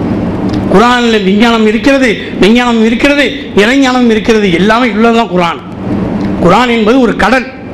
ஒரு கடலில் நாம் அலை அடிக்குது, வாசல் அந்த ஓரத்தில் நுரை தழுகிறது, அங்கே நாம் போய் காலை நினைக்கிறோம்னு வைங்களேன். அது எப்படி என்று சொன்னால் நாம் குர்ஆனை ஓதுறோம்ல, அந்த அளவு தான். குர்ஆனுடைய வசனங்களை சிந்தித்து பார்ப்பது இருக்கு பாருங்க. இது அந்த இதில் நம்ம அதாவது அந்த அலைகள் அடிக்க பாருங்க, அது மேலே ஒரு கப்பலில் போகிறது சமம். அதே சமயம் அந்த குர்ஆனுடைய வசனங்களை தஃபக்கூர் செய்து ஆழ சிந்திக்கிறோமே, அவர்கள் அந்த கடலிலே மூழ்கி அவர்கள் நீந்துகிறார்கள் பாருங்க, அதற்கு சமம். அவர்களுக்கு தான் அந்த மெஞ்ஞானம் கிடைக்கும். அதே சமயம் கடலிலே மூழ்கி அந்த முத்தை எடுத்துக்கொண்டு வரா பாருங்க, அந்த மாதிரி எடுத்துக்கொண்டு வருவது அதுதான் மனிதர் கிடைக்குது, இறைஞானமாக இருக்கிறது. அப்போ விஞ்ஞானமும் குரானிலே இருக்கிறது, விஞ்ஞானமும் இருக்கிறது. அதன் அடிப்பில் கிடைக்கக்கூடிய இறைஞானமும் இந்த குரான் தான் இருக்குது. இந்த வசனத்தை பாருங்க, அல்லாஹ் சுப்ஹானஹு வ தஆலா சொல்றான், நாம் வானம் புகையா இருந்தும் பொழுது அதை படைக்க நாடி அதற்கும் பூமிக்கும் நீங்கள் அடிபணிந்தோ அடிபணியாமலோ என்னிடம் வாருங்கள் என்று சொன்னோம், அவை நாங்கள் அடிபணிந்தே வருகிறோம் என்று சொன்னது. இந்த இடத்துல ரெண்டு முக்கியமான விஞ்ஞான விஷயங்கள் இருக்குது. ஒன்றாவது நல்லா பாருங்க, அல்லாஹ் தஆலா சொல்றான், நீங்க விரும்பினாலும் வாங்க, நீங்க விரும்பாட்டாலும் வாங்கன்னு. அந்த வானம் பூமி சொன்னது யா அல்லாஹ் நாங்கள் விரும்பியே வர்றோம். மனிதனுக்கு அல்லாஹ் சொல்றான், நீ விரும்பினாலும் தொழுவா, நீ விரும்பாமலாம் தொழுவாங்கிறான், கடமையாக வச்சுக்கிறான். நீ விரும்பினாலும் நோம்பு பிடி, விரும்பாட்டாலும் நீ நோம்பு பிடி, நீ விரும்பினாலும் ஜக்காத்து கொடு, விரும்பாட்டாலும் ஜக்காத்து கொடு, எல்லாத்தையும் அல்லாஹ் தஆலா கட்டளையாக வச்சுக்கிறான். ஆனால் நம்முடைய மக்களிலே சில பேர் விரும்பாமையே வந்து கொண்டிருக்கிறார்கள். இவ்வளவு பெரிய வானமும் பூமியும் மேக்ரோகோசம் அதை விரும்பி அடிபணிதான் வந்தது. ஆனால் நம்மால் என்ன செய்யலாம், சில பேர் என்னப்பா வர வேலை இல்லையா அப்படின்னு சொல்லுறோம். துபாயா நோம்பு பிடிக்காட்டா கஷ்டம், அதனால பிடிக்கணும். இதே மெட்ராஸ் இருந்தால் கொஞ்சம் நினைக்க ஒழிச்சிக்கலாம். ஜக்காத்தா இது வேலையா, இப்போ நம்ம சம்பாதிக்கணும், ஏன் கொடுக்கணும்? விரும்பாமையே அடிபணமை என்னமோ ஒரு உபகாரம் செய்கிற மாதிரி கொடுத்துட்டு இருக்கான். அல்லாஹ் காமிக்கிறான், மனிதனே பாரு, உன்னுடைய மானமும் பூமியும் அடிபணிந்தே இடம் வந்து கொண்டிருக்கிறது. நீ அற்ப மனிதன், ஒரு துளி இருக்கும் ஒப்பிட்டு பார்த்தா நீ ஒன்றுமே கிடையாது. ஆனால் நீ சில சமயம் எனக்கு அடிபணியாமல் நீ இருந்து கொண்டிருக்கிறாய். உன் கடமைகளையும் காரியங்களையும் சில சமயம் போனா போயிரு என்று நீ செய்து கொண்டிருக்கிறாய் என்று ஒரு எச்சரிக்கை இங்கு முதலாக இருக்கிறது. அல்லாஹ் நம்மை காப்பாற்றுவானாக. நாம் எல்லா காரியங்களையும் அல்லாஹ்வுக்கு அடிபணிந்தே செய்யக்கூடிய தௌஃபீக் தருவானாக. ரெண்டாவது விஷயம், படைக்கவே இல்லை, அல்லாஹ் வாங்கன்னு கூப்பிடுறோம். அது எப்படி படைச்சிட்டான்னு சொன்னால் மறுபடியும் வாங்கன்னு கூப்பிடணும்? இந்த இடத்துல டேபிள் இல்லை, நம்ம ஈசா சொன்னால் ஈசா ஒரு டேபிள் போடுங்கிறேன். டேபிள் ஏற்கனவே இருக்குது, ஈசா டேபிள் போடுங்கன்னு சொல்லுவேன், சொல்ல மாட்டேன்ல. அப்போ அல்லாஹ் சுப்ஹானஹு என்ன சொல்கிறான், வானமுக்கும் பூமியும் படைக்க போகிறாங்கிறான். ஆனால் நீங்கள் வாங்கன்னு கூப்பிட்டாங்க. எங்கே இருந்தாங்க அப்போ ரெண்டு பேரும்? அந்த வானமும் பூமி எங்கே இருந்தது? கேள்வி வருதா இல்லையா? அல்லாஹ் தஆலா சொல்கிறான், நாம் ஒரு காரியத்தை ஆக என்று சொன்னால் அதை நோக்கி சொல்வதுதான் ஆகு என்று சொல்லுவோம், அது ஆகிவிடும், குன் ஃபயகுன். அப்போ அதை நோக்கி அந்த இடத்துல அது இருந்தால் தான் ஆகுன்னு சொல்ல முடியும். புரியுது உங்களுக்கு? இப்போ நம்ம மரியாதைக்கு மாமா வர கூட்டத்தில் காணோம், வர்றது லேட்டாச்சு, நான் ஃபோனை பண்ணி மாமா வாங்க வரலையா வாங்கன்னு கூப்பிட்டேன். மாமா ஏற்கனவே அங்கே இருக்கணும்னு வச்சுக்குவோம், மாமா கூட்டத்துக்கு வாங்க அப்படின்னு சொல்லுவேன். மரியாதை நிமித்தம் வாங்க மாமான்னு சொல்லுவோம். மாமா கூட்டத்துக்கு கலந்துக்கிறேன், அதுக்கு வந்து உட்காந்துருக்குறேன். அப்போ ஏற்கனவே ஒன்று இருக்கணுமா இல்லையா? அப்போ இது ரெண்டு பேரும் எங்கே இருந்தாங்க என்பதை நாம் தெரிந்து கொள்ள வேண்டும். இதுக்கு மிக ஒரு உதாரணத்தை சொல்வதாக இருந்தால் பாருங்க, ஒரு A4 size paper, A4 A3 பெரிய பேப்பர். இந்த பேப்பரில் இப்படி இப்படி கட்டம்லாம் போட்டிருக்குது, கோடுலாம் போட்டிருக்குது. அந்த இடத்துல சில நம்பர்கள்லாம் குறிச்சிருக்குது. இப்போ நான் கேட்குறேன், என்னங்க இது அப்படின்ட்டு. அங்கேருந்து ஒருத்தர் வர்றாரு, இதாங்க உங்கள் வில்லா அப்படிங்கிறாரு. இதுங்க வில்லாவா? வில்லாண்டா போட்டிக்கோ இருக்கணும், பெட்ரூம் இருக்கணும், பாத்ரூம் இருக்கணும், கார் இருக்கு, இடம் இருக்கணும், ஹால் இருக்கணும். இல்லைங்க பேப்பருக்கு கோடப்பட்டு வில்லாங்கிறிய. அப்போ அந்த இன்ஜினியர் சொல்கிறாரு, இல்லைங்க இந்த பாருங்க இதுதாங்க ஹாலு, இந்த பாருங்க இதுதாங்க டாய்லெட்டு, இதுதாங்க போட்டிக்கோன்னு சொல்கிறாரு. நமக்கு நம்முடைய இல்முக்கு அந்த வில்லா நம்ம கடுமலாம் ஆகினா தான் வில்லா. ஆனால் என்ஜினியருக்கு அந்த வில்லா எங்கே இருக்குது? அவருடைய இல்முல இருக்குது இல்லையா? அவருடைய இல்மு அவருக்கு தெரியுது. இது பேப்பர் இல்லை, நம்முடைய கண்ணுக்கு அது பேப்பரு, அவருடைய கண்ணுக்கு அது வில்லா. அங்கே போட்டிக்கவும் இருக்குது, பெட்ரூம் இருக்குது, டாய்லெட் இருக்குது. அப்போ அல்லாஹ் சுப்ஹானஹு வ தஆலா கண்ணனுடைய படைப்பு அத்தனையுமே அது படைக்கப்படுவதற்கு முன்னால் அவனுடைய இல்மிலே இருந்து கொண்டிருந்தது. மௌரூபை படைக்கிறதுக்கு முன்னால் அல்லாஹ் மௌரூபை யாரும் தெரியாதோ? தெரியுமா இல்லையா? அப்போ அல்லாஹ் சுப்ஹானஹு வ தஆலா என்று இருக்கிறானோ அன்றிருந்து அவருடைய இல்மு அத்தனை விஷயம் இருக்குது. குறிப்பிட்ட ஆன வரைக்கும் அல்லாஹ் தஆலாக்கு விஷயம் தெரியாது. அப்புறம் தான் தெரியும், ஒரு நாளைக்கு சரி நம்ம பூமியில் படைப்போம், நீ என்ன பேர் விடலாம், இப்படி மௌரூப்னா பேர் விட்டுருக்காங்க, ஓகே வணக்கம் மௌரூப்னு பதிவு பண்ணிக்கிறங்க. சொன்னால் மௌரூப்னு பேர் விட்டவனா அல்லாஹ்வான். அப்போ அல்லாஹ் சுப்ஹானஹு வ தஆலாக்கு அத்தனையும் அவனுடைய இல்மிலே இருந்து கொண்டிருந்தது. நாம் இன்று பிறப்பதற்கு முன்னால் நம் தாயின் கர்ப்பத்திலே இருந்தோம், தந்தையிடம் இருந்தோம், கலிமின் சத்திலே இருந்தோம், அதுக்கு முன்னால் ஆலமுல் அர்வாஹில் இருந்தோம், அதுக்கு முன்னால் அல்லாஹ் சுப்ஹானஹு வ தஆலாவுடைய இல்மிலே இருந்து கொண்டிருந்தோம். அல்லாஹ் சுப்ஹானஹு வ தஆலா சொல்கிறான், நீங்கள் என்ன விரும்பியோ அடிபணிந்தோ அடிபணிந்தாமல் என்னிடம் வாருங்கள் என்று அல்லாஹ் சுப்ஹானஹு வ தஆலா வரவழைத்தான். இது இந்த படிப்பினை பற்றி அல்லாஹ் சுப்ஹானஹு வ தஆலா குர்ஆனை தரக்கூடிய நம்ம ஒரு விஞ்ஞான உண்மையாக இருக்கிறது. அடுத்தது அல்லாஹ் என்ன செய்தான்? இப்போ இந்த பூமியை படைக்க போகிறோம். பூமியை படைச்சிட்டு வானம் படித்தாச்சு, பூமியெல்லாம் படைச்சாச்சு. இப்போ பூமியை படைக்கிறதுக்காக அல்லாஹ் என்ன செய்யலாம்? பூமியில் இப்போ தான் அந்த மலக்குகள்கிட்ட மசூரா பண்ணுறான் இல்லையா? மலக்குகள்கிட்ட மசூரா பண்ணுற நம்ம ஏற்கனவே சொல்லிட்டோம். மலக்குகள் மசூரா பண்ணால் மலக்குகள் அவசரமாக ரத்தம் சிந்தக்கூடிய மனிதனையாக படைக்கப் போகிறாய், பசாது செய்யக்கூடிய மனிதனையாக படைக்க போகிறேன்னு கேட்டாங்க. அதான் அல்லாஹ் சுப்ஹானஹு வ தஆலா சொன்னால், இல்லை நீங்கள் அறியாத நான் அறிவேன் என்று சொல்லி ஹஜ்ரத் ஆதம் அலைஹிஸ்ஸலாம் படைத்தான், அவர்களுக்கு விஷயங்களை கற்றுக் கொடுத்தான், மலக்குகளை சொல்ல சொன்னோம், எல்லாம் நம்ம பார்த்துட்டோம். ஆனால் பாருங்கள், அல்லாஹ் சுப்ஹானஹு வ தஆலா அந்த மலக்குகளை நீங்கள் எப்படி இப்படி நீங்கள் சொல்ல போச்சு, நீங்கள் எப்படி இப்படி பண்ணலாம், நான் என்னுடைய கலீஃபாவை படைக்க போகிறேன், நீங்கள் என்னன்னு சொன்னால் இந்த மாதிரி ரத்தம் சிந்தக்கூடிய சொல்றீங்களே அப்படின்னா முகத்துக்கு நேராக குற்றம் சாட்டவில்லை இல்லையா? இப்போ அல்லாஹ் சுப்ஹானஹு என்ன செய்தான், மலக்குகளுக்கு அவருடைய கொண்ட எண்ணம் தவறு என்பதை, அவர்கள் பேசிய தவறு என்பதை அல்லாஹ் தஆலா அவர்களுக்கு உணரச் செய்தான். அதுதான் ரொம்ப முக்கியமான விஷயம். நாம் இன்னைக்கு என்ன செய்யறோம், ஒரு தவறு செய்துட்டாருன்னு சொன்னால் முகத்துக்கு நேராக அவர் சொல்றது, முகத்துக்கு நேராக குற்றம் சாட்டுவது நம்மளுடைய பெரும்பாலானவர்கள் வழக்கமாக இருக்கிறது. ஆனால் அல்லாஹ்வுக்கும் அல்லாஹ்வுடைய ரசூலுடைய வழிமுறை அது கிடையாது. எப்போ எதுவும் சொல்லுவாங்க, நாசுக்காக அவரை உணர வைக்க வேண்டும். அதுதான் ரொம்ப முக்கியம் இல்லையா? இந்த சம்பவத்தை முழுசா பாருங்க, அல்லாஹ் சுப்ஹானஹு அதை தான் செய்யணும். மலக்குகளுக்கு அந்த பேரை இவங்களுக்கு சொல்லி கொடுத்தோம். அப்போ சொன்னாங்க, நாங்கள் யாரெல்லாம் நீ பரிசுத்தமானவன், நாங்கள் தெரியாதவங்க நாங்கள் இதை சொல்லிட்டோம் அப்படிங்கிறத சொல்லி காமிச்சாங்க. அவர்களை உணர வைத்தான். ஏன் மலக்குகள் என்ன சொல்லியிருக்கலாம், அதிகபட்சம் போனால் நாங்கள் தான் உனக்கு சொல்லி யாரெல்லாம் நீ பசாதி செய்யக்கூடிய ரத்தம் சிந்தக்கூடிய மனிதனையாக படைக்க போயிடறாங்க நிப்பாட்டி இருக்கணும். ஆனால் அங்கே கூட என்ன சொன்னாங்க, நாங்கள் தான் உன்னை தஸ்பீஹ் செய்துக்கிட்டு இருக்கிறோம், உன்னை புகழ்ந்துக்கிட்டு இருக்கிறோம் அப்படின்னு ஒரு வார்த்தை விட்டாங்க. இந்த நஹ்னுங்கிற வார்த்தை வந்து பாருங்க, நஹ்னு வசனம் எப்படி தான் வரும், நஹ்னு நீ சப்பிஹமி ஹம்திக்க. அப்புறம் யாரெல்லாம் நாங்கள் தான் உன்னை புகழ்ந்துக்கிட்டு இருக்கிறோம்ல, நாங்கள் தான் உன்னை கண்ணியப்படுத்திட்டு இருக்கோங்கிற வார்த்தை இமாம் ஹஸன் பஸ்ரி ரஹ்மத்துல்லாஹி அலைஹி சொல்றாங்க, லேசாக அங்கே கிப்ருடைய வார்த்தை வந்து விட்டது இல்லையா? அப்போ அல்லாஹ் சுப்ஹானஹு வ தஆலா அது பிடிக்கல. அப்போ என்ன சொல்றான், நீங்கள் படைப்பிலே உயர்ந்த படைப்பில் இருக்கிறீங்கள, ஆனால் பாருங்க, உயர்ந்த படைப்பு என்பது எதை கொண்டு, ஒரு மனிதன் உங்களுடைய உயர்வு எதை கொண்டு, இல்மை கொண்டு தான். உங்களுக்கு இல்லாத இல்மை நான் பாருங்க, என்னுடைய ஆதமுக்கு நான் கற்றுக் கொடுத்துருக்கிறேன்னு சொல்லி அதை ஆசமனை கற்றுக் கொடுத்து அப்போ தான் அவங்க சொல்கிறாங்க, நம்ம அவசரப்பட்டு விட்டோம். அப்புறம் சுப்ஹானக்கல்லா ஐமனா இல்லாமல் அல்லம் தான் இன்னும் யாரெல்லாம் நீ எங்களுக்கு கற்றுக் கொடுத்து தவிர மேற்கொண்டு தெரியாது, இப்போ நீ ஆதம் அலைஹிஸ்ஸலாம் எங்களோட கூடவே கற்றுக் கொடுத்துட்டா என்று அப்போ தான் அல்லாஹ் தஆலா உணர வைத்தான். அப்போ ஒரு தவறுகள் நடக்கும் பொழுது அதை நாம் உணர வைக்க வேண்டுமே தவிர முகத்துக்கு நேராக சொல்லவே கூடாது. அதைத்தான் அல்லாஹ் தஆலா தன்னுடைய ஹபீபுடைய விஷயத்தையும் செய்தான். அன்று அப்துல்லா இப்னு உம்மக்தும் ரலியல்லாஹு தஆலா அன்ஹு அவர்கள் நேராக அங்கே வந்து உட்காரும் பொழுது அல்லாஹ் தஆலா அபஸப தவல்லா என்று உணர வைத்தான்.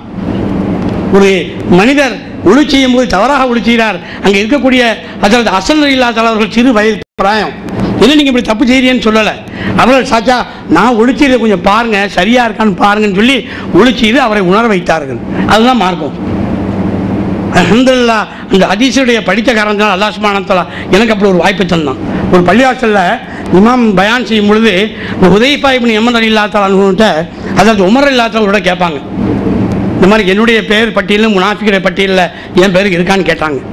இந்த ஹதீஸை சொல்லும்போது அந்த மிம்பரில் இருக்கக்கூடிய இமாம் அதாவது உஸ்மான் அலைஹிஸ்ஸலாம் பேரை யூஸ் பண்ணிட்டார்.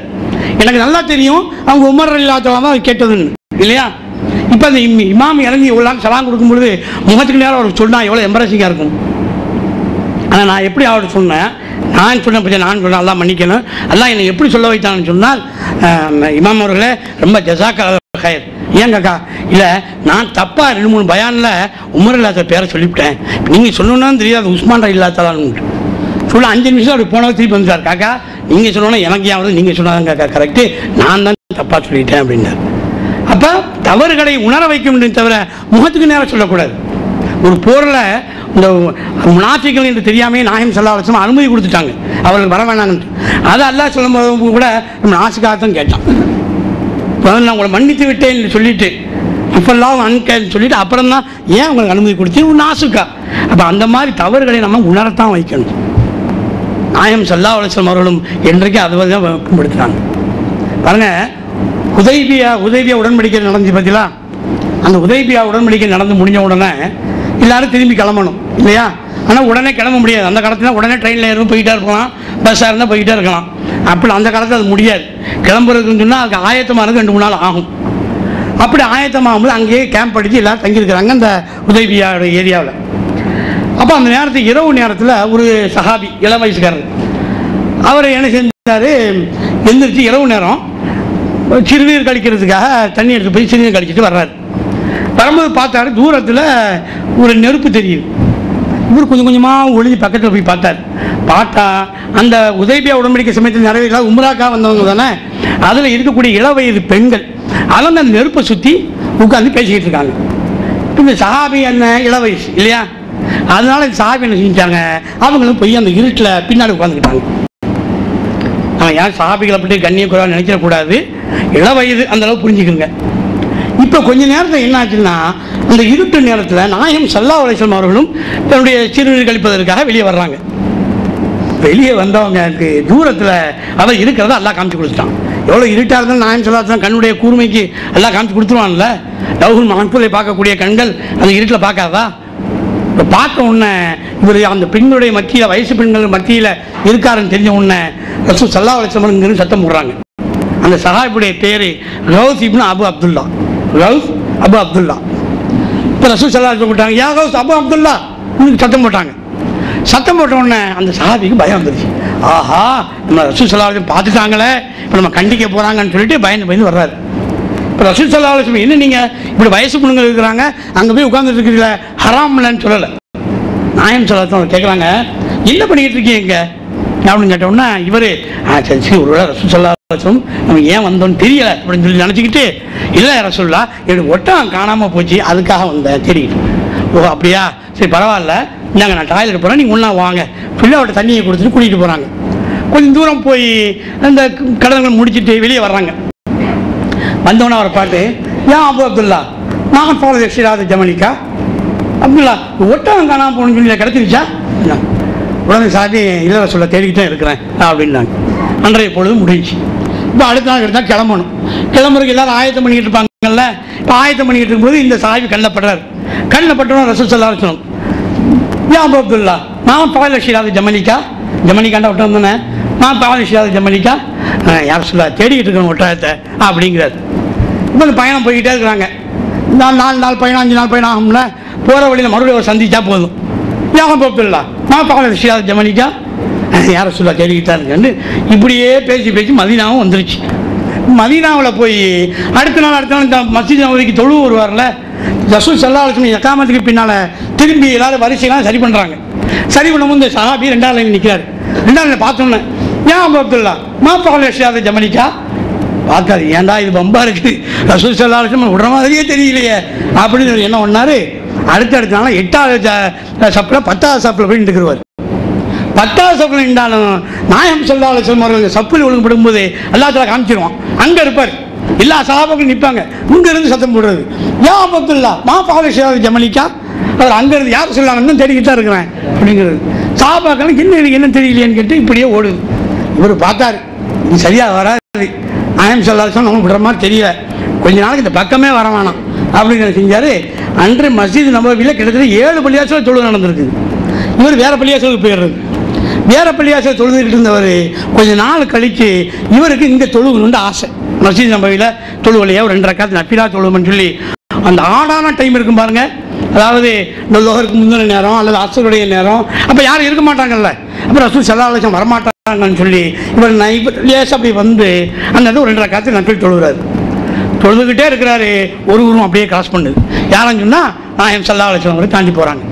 இவர் தொழுகையிலே தெரிஞ்சு போச்சு. பார்த்தாரு, சூரா ஃபீலேருந்து சூரா பகரா ஓட ஆரம்பிச்சார். பகரா ஓதுறாரு. ரசூல் ஸல்லல்லாஹு அலைஹி வஸல்லம் அவர்கள் அந்த சாஹிப் ஓதுறாங்க. ரசூல் ஸல்லல்லாஹு அலைஹி வஸல்லம் ஒரு நஃபில் தொழுதார்கள். தொழுதுட்டு அங்கனே உட்காந்துட்டாங்க. உட்கார்ந்த உடனே பார்த்தாரு, இதுக்கு மேலே சரியாக வரான்னு சொல்லி பகரா முடிஞ்சு சூரா இம்ரான் ஆரம்பித்தார். இம்ரான் ஆரம்பிச்சு ரசூல் ஸல்லல்லாஹு அலைஹி வஸல்லம் அல்லாஹ் கொடுத்துருக்க பர்மிஷன் இருக்குல்ல, நாயகம் ஸல்லல்லாஹு அலைஹி வஸல்லம் உடனே சொன்னாங்கன்னா, யா அபு அப்துல்லா நீங்கள் தொழுகை எப்போ முடியுதோ அது வரைக்கும் இங்கே தான் இருப்பேன் அப்படின்ட்டாங்க. இதுக்கு மேலே ஒன்றும் சரியாக வராதுன்னு சலாத்தை கொடுத்தார். சலாம் கொடுத்துட்டு யாரை சொல்லான்னு வந்தார்.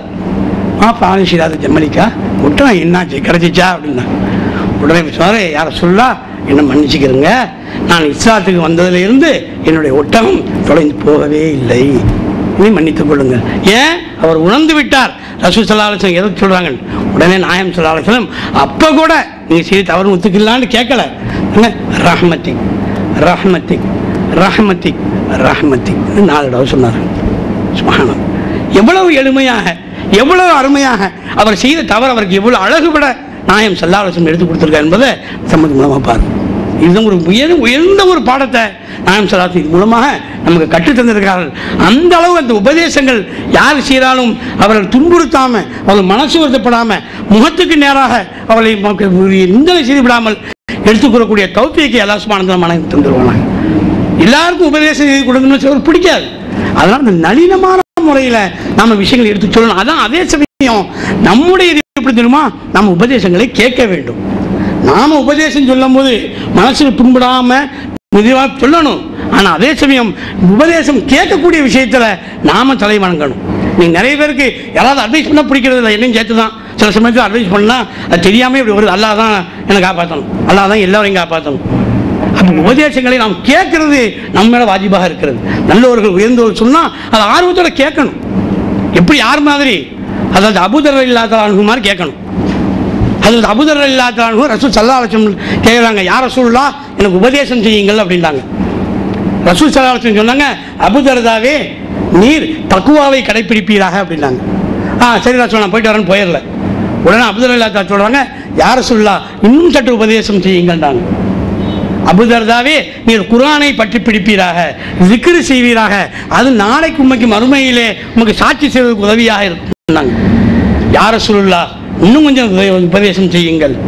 அபூதர்தாவே நீர் வாய்மூடி இருப்பீராக, நீண்ட நேரம் வாய்மூடி இருப்பது உமக்கு நன்மையாக இருக்கும் சொன்னாங்க. யார் ரசூலுல்லாஹ் இன்னும் கொஞ்சம் உபதேசம் செய்யுங்கள். அபூதர்தாவே நீர் சிரிப்பை குறைத்துக் கொள்வீராக, சிரிப்பை குறைத்திருந்தால் முகத்துடைய ஒளி போய்விடும், சிரிப்பை குறைத்துக் கொள்வான்னு சொன்னாங்க. யார் ரசூலுல்லாஹ் இன்னும் கொஞ்சம் உபதேசம் செய்யுங்கள். அபூதர்தாவே நீர் ஏழைகளுடன் இருப்பீராக, ஏழைகளை நீர் நேசிப்பீராகன்னு சொன்னாங்க. அபூதர்தா ரலியல்லாஹு அன்ஹு, யார் ரசூலுல்லாஹ் இன்னும் கொஞ்சம் உபதேசம் செய்யுங்க. அபூதர்தாவே நீர் அல்லாஹ்வுடைய அல்லாஹ்வுடைய விஷயத்தை உம்மை பழிப்பவர்கள் பழியை நீ பொருட்படுத்தாது இருப்பீராக. யார் ரசூலுல்லாஹ் இன்னும் கொஞ்சம் உபதேசம் செய்யுங்களேன். அபூதர்தாவே நீர் ஜிஹாதை பற்றி பிடித்துக் கொள்வீராக சொன்னாங்க. யார் ரசூலுல்லாஹ் இன்னும் கொஞ்சம் உபதேசம் செய்யுங்கன்னு சொன்னாங்க. நீர் எந்த காலத்திலையும் உண்மையே உரைப்பீராக சொன்னாங்க. யார் ரசூலுல்லாஹ் இன்னும் கொஞ்சம் உபதேசம் செய்யுங்களேன் சொன்னாங்க. அபூதர்தாவே நீர் உண்மையீது இருக்கக்கூடிய குறையை பற்றி நீர் சிந்திப்பது அடுத்தவருடைய குறையை சிந்திப்பதை விட்டு உண்மை தடுக்கட்டும் சொன்னாங்க. அல்ஹம்துலில்லாஹ். எத்தனை இது கேட்டிருக்காங்கன்னு பாருங்க. ஒரு உபதேசம் செய்து நாயம் ஸல்லல்லாஹு தெரிஞ்சோன்னா அபூதர் ரலியல்லாஹு அன்ஹு அவர்கள் யார் மீண்டும் சொல்லுங்க, மீண்டும் சொல்லுங்கள், மீண்டும் சொல்லுங்கள் என்று கேட்டு வாங்கியிருக்கிறாங்க. நமக்கு இன்னைக்கு ஒரு ஆள் ஒரு உபதேசம் செய்தாவே நமக்கு கேட்கறதுக்கு பிடிக்க முடியாது. இவன் என்ன நமக்கு அட்வைஸ் பண்ணுறது? நம்மளோட வயசு குறைஞ்சவங்க கூட சொல்கிறது இல்லை, வயசுக்கு மூத்தவங்க செய்தாலும் நம்ம அந்த மாதிரி செய்தான் நம்முடைய அந்த வலைக்குள்ள நம்ம மாட்டி வச்சிருக்கிறான். அல்லாஹ் அதை விட்டு காப்பாற்றி நல்லவருடைய சான்றோருடைய அந்த உபதேசங்களை பெற்றுக்கொள்ளக்கூடிய தௌஃபீக் அல்லாஹ் நமக்கு தருவானாங்க. இப்போ பாருங்க, அப்போ அல்லாஹ் சுப்ஹானஹு வ தஆலா படைப்பினங்களை தொடங்கினதும் இந்த மலக்குகளிடம் இருக்கக்கூடிய இந்த உபதேசங்களை பற்றி சொன்னோம். இப்போ இந்த மனிதனை அல்லாஹ் தஆலா படைக்கிறதுக்கு முன்னால் உள்ள நடந்த நிகழ்வுகளை இன்ஷா அல்லாஹ் பார்க்குங்க. இந்த மனிதனை படைக்கிறதுக்காக அல்லாஹ் தஆலா என்ன செய்யறான்? நேராக ஜிப்ரீல் அலைஹிஸ்ஸலாம் கூப்பிட்டான். ஜிப்ரீல் அவர்களை நீங்கள் பூமிக்கு போய் எல்லா பகுதியிலும் மண்ணை எடுத்துக்கிட்டு வாங்கன்னு. சரி, நான் ஜிப்ரீல் அலைஹிஸ்ஸலாம் கீழே வந்துட்டாங்க. கீழே வந்தால் இந்த மண்ணு புலம்புது. நானே அப்புறாணியாக இருக்கிறேன், இந்த ரத்தம் சிந்தக்கூடிய இந்த மலக்கள் சொன்னாங்க பாருங்க, அதே இதுவும் சொல்லுது. பிரசாத விஷயக்கூடிய இந்த மனுஷனை எந்த இருந்தால் படைக்கணும், நீங்கள் போய் சொல்லுங்க. சரி, நான் ஜிப்ரீல் அலைஹிஸ்ஸலாம் மாட்டேங்கிறாங்க. அல்லாஹ் கட்டளையிட்டான், அதை நிறைவேற்ற வந்திருக்காங்கன்னு சொன்னேன். இல்லை, நான் உங்களை சொல்லலை, நீங்கள் எனக்கு போய் சொல்லுங்க, இப்படி பூமி புலம்புறேன்னு சொல்லுங்கன்னு சொன்ன உடனே சரி, நான் ஜிப்ரீல் அலைஹிஸ்ஸலாம் நேராக போய் சொன்னாங்க அல்லாஹ்ட்ட, யாரெல்லாம் மண் ரொம்ப புலம்புதுன்னு. அப்போ நீங்கள் சரி, நீங்கள் போய் இறக்குமான ஆளாக இருக்கிறீங்களே, மீகாயில் இங்கே வாங்க. மீகாயில் அலைஹிஸ்ஸலாம் அல்லாஹ் கூப்பிட்றான், நீங்கள் போயிட்டு வாங்க. அதாவது மீகாயில் அலைஹிஸ்ஸலாம் வர்றாங்க. மீகாயில் அலைஹிஸ்ஸலாம்னா அந்த பூமி புலம்புது. மீகாயில் அலைஹிஸ்ஸலாம் இருங்கையோட திரும்பிடுறாங்க. கடைசியில் இஸ்ராஃபீல் அலைஹிஸ்ஸலாம் போகிறாங்க, சூர் ஊதுவாங்களே, அவங்களும் போகிறாங்க. அவங்கள்ட்ட இந்த மண் அழுது ஊற்றுது, மாதம் திருப்பி போயிடுறாங்க. கடைசியில் இஸ்ராயில் அலைஹிஸ்ஸலாம் போனாங்க. அவங்க நாங்கள் அது விளாட்டாக வேணாம், அல்லாஹ் சொல்லிட்டான் மண் எடுத்து வர சொல்லி நான் எடுத்துக்கிட்டு தான் போவேன்னு சொல்லி எடுத்துகிட்டு போயிட்டாங்க. இப்போ அல்லாஹ் சொன்னால் நீங்கள் தான் கரெக்டான காரியம் செஞ்சுருக்கிறீங்க, ஆனால் நீங்கள் என்ன செஞ்சிருக்க, பூமியில இருந்து அமானியத்தை எடுத்துகிட்டு வந்திருக்கீங்க. அந்த அமானியத்தை திருப்பி ஒப்படைக்க வேண்டிய பொறுப்பு யாருது? உங்களது தான். அதனால் நீங்கள் எடுத்துக்கு வந்த மண்ணுக்கு நான் ரூஹை ஊதுவேன், அந்த மண்ணு ரூஹை கலட்ட வேண்டிய பொறுப்பு உங்கள் பொறுப்பு. அதனால தான் அவளுக்கு மலக்குல் மௌத்துக்கு அப்பாயின்மெண்ட் ஆர்டர் அங்கே தான் கொடுக்கப்பட்டது. அப்போ ஏன் மலக்குல் மௌத்துக்கு அப்பாயின்மெண்ட் கொடுக்கப்பட்டது? அவர்கள் தான் மண் எடுத்து போனாங்க பூமியில். அப்போ அந்த மண்ணை கொண்டு வந்து சேர்க்க வேண்டிய பொறுப்பு யாருது? அல்லாஹ் சுப்ஹானஹு வ தஆலா அமானிய அமானியத்தை உரியவரிடம் ஒப்படைக்கிறான். நாம் அந்த அமானியத்தின் விஷயத்தில் நீளமாக நடந்து கொள்கிறோம் என்று நாமளே சந்திக்கணும். அப்போதான் மலக்குள் மௌத் அப்போவோ பின்னாடி சொன்னாங்க. அப்போலாம் மலக்குள் மௌத் எங்கேயா வந்தாங்கன்னா தெரிஞ்சிடும். அப்போ மக்கள்லாம் புலம்ப ஆரம்பிச்சு மலக்குள் மௌத் திட்ட ஆரம்பிச்சோடனே அல்லாஹ் தஆலா சொன்னால், சரி சிஸ்டத்தை கொஞ்சம் மாற்றுறேன், நான் நீங்கள் இனிமே யாரும் உங்கள் மேலே படிப்பட மாட்டாங்க, அதற்கு உலக காரணங்களை நான் உண்டாக்கி விடுகிறேன். ஆனால் உண்மை என்ன, அல்லாஹ் தஆலா மலக்கு எங்கே போய் நிற்க சொல்லணும் அங்கே நிற்பாங்க, ரூஹை வாங்கிடுவாங்க. வெளிப்புறம் பாருங்க காரணங்கள் வெவ்வேறையாக வரும். எகிப்தில் ஒருத்தவர் 7வது மாடி கட்டடத்தில் இருந்து கட்டிக்கிட்டு இருக்கிற கட்டணம் இன்ஜினியர் அங்கேருந்து விழுந்துட்டார். கீழே பார்த்தீங்கன்னா ஒரு பக்கம் மணல், ஒரு பக்கம் ஜல்லிக்கல். ஒரு ஜல்லிக்கல்ல விழ வேண்டியது 1 இன்ச்சு தவறி மணலில் விழுந்துட்டார். பார்க்குறவங்க ஆச்சரியப்பட்டாங்க. அல்ஹம்துலில்லாஹ் எவ்வளோ பெரிய ஆபத்துன்னு தப்பிச்சாரு, அல்லாஹ் தஆலா ஆயுசு கெட்டிங்க, அதனால தப்பிச்சிட்டாரு. அப்படி இவரும் அந்த விழுந்த ஷாக்கு தான் இருந்தது தவிர எந்திரிச்சார். எந்திரிச்சு அந்த ஷாக்குக்காக என்ன பண்ணார், ரோட்டை கிராஸ் பண்ணி அங்கே போய் ஒரு கலர் ஏதாவது வாங்கி குடிக்கலான்னு போனார். ரோட்டை கிராஸ் பண்ணாரு, அங்கேருந்து காரக்காரன் வந்து அடிச்சு தூக்கிட்டான். இப்போ என்ன காரணம், என்ன காரை வந்து தூக்கிச்சு மலக்குள் மௌத் அங்கே இருக்கிறாங்க. அல்லாஹ் தஆலா மலக்குள் மௌத்துக்கு இவர் தூக்கி அனுப்பிக்கிட்டு இருக்காங்க. கட்டடம் கட்டிக்கிட்டு இருக்கும்போது லிஃப்ட் இருக்காது, லிஃப்ட்டில் வந்து அந்த இடத்துக்கு போய் சேர முடியுமா? அல்லாஹ் அங்கேருந்து விழ வச்சு ரோட்டை கிராஸ் பண்ணி வச்சு அந்த இடத்துல ரூஹை அல்லாஹ் தஆலா வாங்கி கொண்டாங்க. அதனால தான் மலக்குள் மௌத் சில இடங்களில் எப்படி இந்த குறிப்பிட்ட இடங்கள் இருக்காங்கன்னு ஆச்சரியப்படுவாங்க. மலக்குள் மௌத் மூலமாகவே அவர்களையே காரணமாக்கி ரூஹை வாங்குவான். இமாம் இப்னு கத்தீர் அல் தமிஸ்கி சொல்கிறாங்க, ஹஜ்ரத் இத்ரீஸ் அலைஹிஸ்ஸலாமுக்கு ஒரு மலக்கு ரொம்ப கூட்டாளி. அப்போ அந்த மலக்கு வந்து இந்த பூமியில் அமல்கள் அதிகமாக செய்யறதுனால அல்லாஹ் தஆலா கொடுக்கக்கூடிய தரஜாக்களை பற்றிலாம் எடுத்து சொன்னாங்க. அப்போ இத்ரீஸ் அலைஹிஸ்ஸலாம் சொன்னாங்களா, நான் உங்களோட வினோதத்துக்கு வர்றேன், மலக்குள் மௌத்தை பார்த்து கொஞ்சம் லேட்டாக வாங்க, நான் கேட்டு பார்க்குறேன்னு சொன்னாங்களாம். சரி வாங்கன்னு சொல்லி அவருடைய ரெக்கையில் இருந்து கொண்டு இத்ரீஸ் அலைஹிஸ்ஸலாம் பறந்து செல்கிறார்கள். போனால் கிட்டத்தட்ட 5வது வானம்னு நினைக்கிறேன். 5வது வானத்துக்கு போனோன்னா ஏற்ற மலக்குள் மௌத் வர்றாங்க. இது அதை இத்ரீஸ் அலைஹிஸ்ஸலாம் ஆச்சரியமாக பார்க்குறாங்க. ஆச்சரியமாக பார்த்து அதை இத்ரீஸ் அலைஹிஸ்ஸலாம் பேசுறதுக்கு முன்னாடி ரூஹை வாங்கிட்டாங்க. ரூஹை வாங்கின உடனே அந்த போன மலக்கு கேட்டாங்களா, என்ன உங்கள்கிட்ட வந்து ஏதாவது எக்ஸ்டென்ஷன் கிடைக்க வேணாம்னு கேட்க வந்தாங்க. இல்லை இல்லை அல்லாஹ் சொன்னால் அதில் இத்ரீஸ் அலைஹிஸ்ஸலாம் 5வது வானத்தில் இருப்பார், போய் ரூஹை எடுத்துகிட்டு வந்துருங்கன்னு சொன்னால் அவர் மனிதர் எப்படி இங்கே வருவார் நான் யோசிச்சுட்டு இருந்தேன். அதே மாதிரி தான் இன்னொரு ஆள் மலக்குள் மௌத் கண்ணில் பட்ட உடனே அதை சுலைமான் அலைஹிஸ்ஸலாமை பார்த்துட்டு இந்த மலக்குள் மௌத் எனக்கு குறுகுறுன்னு பார்க்குறாரு, எனக்கு உண்மை உங்கள் காற்று தான் உங்களுக்கு வசப்படுத்தி கொடுத்துருக்குறான் அல்லாஹ், எனக்கு ஏன் பாதுகாப்பு கொடுக்குன்னு சொன்ன உடனே இவங்க சொன்னாங்க நேரம் இந்தியாவில் கொண்டு போய் விட்டுருன்னு, இந்து மகாசமுத்திரம் இந்திய பகுதி இந்தியாவில் கொண்டு விட்டுருன்னு நேராக இந்தியாவுக்கு வந்து சேர்ந்தார். காற்றில் வந்து ஒரு நொடியில் வந்துடுவார்ல, வந்து சேர்ந்தார். மலக்குள் மௌத் அங்கே நின்றாங்க, ரூஹை வாங்கிட்டாங்க. இப்போ அதை சுலைமான் அலைஹிஸ்ஸலாம் கேட்கும்போது சொன்னாங்க, நான் தான் யோசித்தேன் 10 மணிக்கு இங்கே இருக்கிறேன், 10:05 அல்லாஹ் தஆலா இந்தியாவில் இருப்பார், நீ ரூஹை வாங்கன்னு சொன்னால் 10:05 5 நிமிஷத்தில் இவர் எப்படி ஜோர்டான்லேருந்து அங்கே போவார்? ஜோர்டானா பெர்ஷியாவில் இருக்கிறவர் இந்தியாவுக்கு 5 நிமிஷத்தில் போக முடியுமா? நீங்கள் கண்காட்டில் போனால் கூட ரன்வேல போய் டேக் ஆஃப் பண்ணுற டைம் இருக்கும். எப்படி போக முடியும்? அவரால் போக முடியாது. இப்போ அல்லாஹ் தஆலா அவரை பார்க்க வச்சு அந்த ஒரு காரணத்தை உண்டாக்கி அதை சுலைமான் அலைஹிஸ்ஸலாம் தான் காத்து கட்டப்படும், அந்த மனுஷனுக்கு கட்டப்படாது. அப்போ அவர் சுலைமான் அலைஹிஸ்ஸலாம் ஒரு அப்ளிகேஷனை போட சொல்லி அந்த அப்ளிகேஷன் நிறைவேற்றி காற்று சுமந்து நேராக கொண்டு போய் அங்கே போட்டு வந்துட்டான். அல்லாஹ் சுப்ஹானஹு அங்கே வாங்கப்பட்டது. அப்போ அல்லாஹ் தஆலா மண்ணிலிருந்து அந்த மனிதனை அந்த மண்ணுக்கே திருப்பி அனுப்புகிறான். அந்த அமானியத்தை எடுத்துகிட்டு வந்ததுனால அந்த அமானியத்தை ஒப்படைக்கக்கூடிய பொறுப்பையும் அதற்கு இஸ்ராஃபீல் அலைஹிஸ்ஸலாம் கொடுத்தான். இஸ்ராயில் அலைஹிஸ்ஸலாம் கொடுத்தான். அதனால தான் அவர்கள் மலக்குள் மௌத். இப்போ அல்லாஹ் சுப்ஹானஹு வ தஆலா இந்த மண்ணில் கொண்டு வந்து இவர்களை படைக்கப் போகிறான். எப்படி படைக்க போகிறான்? இன்னைக்கு கிதாபிலாம் பார்த்தா அல்லாஹ் சுப்ஹானஹு வ தஆலா சொல்கிறான், ஹதீஸ்களில் என்னுடைய கைகளால் நான் படைத்தேன் அப்படிங்கிறான். உடனே நம்ம என்ன சொல்கிறான், கைகளால் படைத்தான்ல, அப்போ அல்லாஹ்வுக்கு ஒரு கை இருக்குது, மூக்கு இருக்குது, கால்கள் இருக்குது, உருவம் இருக்குது என்று ஒரு கற்பனையில் ஆரம்பித்து விடுகிறது. அல்லாஹ் நம்ம அனைவரையும் அந்த மாதிரியான சிந்தனையிலிருந்து காப்பாற்ற வேண்டும். விளங்க வேண்டிய விஷயங்களை சரியான முறையில் வழங்கிக் கொள்ளணும். அதை மட்டும் சொல்லி நம்ம இன்ஷா அல்லாஹ் முடிச்சு 10 மணி நேரம் ஆயிடுச்சு. பாருங்கள், நான் அங்கே உட்காந்துருக்கிறேன், எனக்கு முன்னால் வந்து ஒரு களிமண் இருக்குது. அந்த களிமண்ணா நான் பொம்மை செய்கிறேன், எனக்கு அந்த பொம்மை செய்கிற ஆற்றல் இருக்குது, பொம்மை செய்கிறேன். இப்போ பாருங்கள், நான் இங்கே இருக்கிறேன், களிமண் இங்கே இருக்குது இல்லையா? நான் கைகளால் செய்கிறேன்.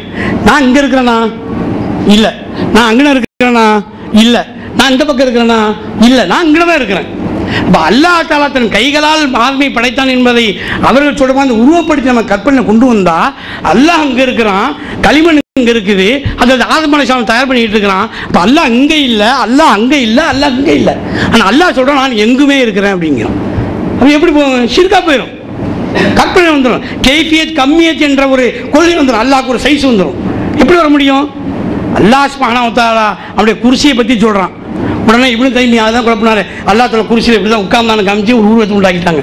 ஆனால் அந்த குர்சியுடைய அளவு என்ன சொல்கிறாங்க?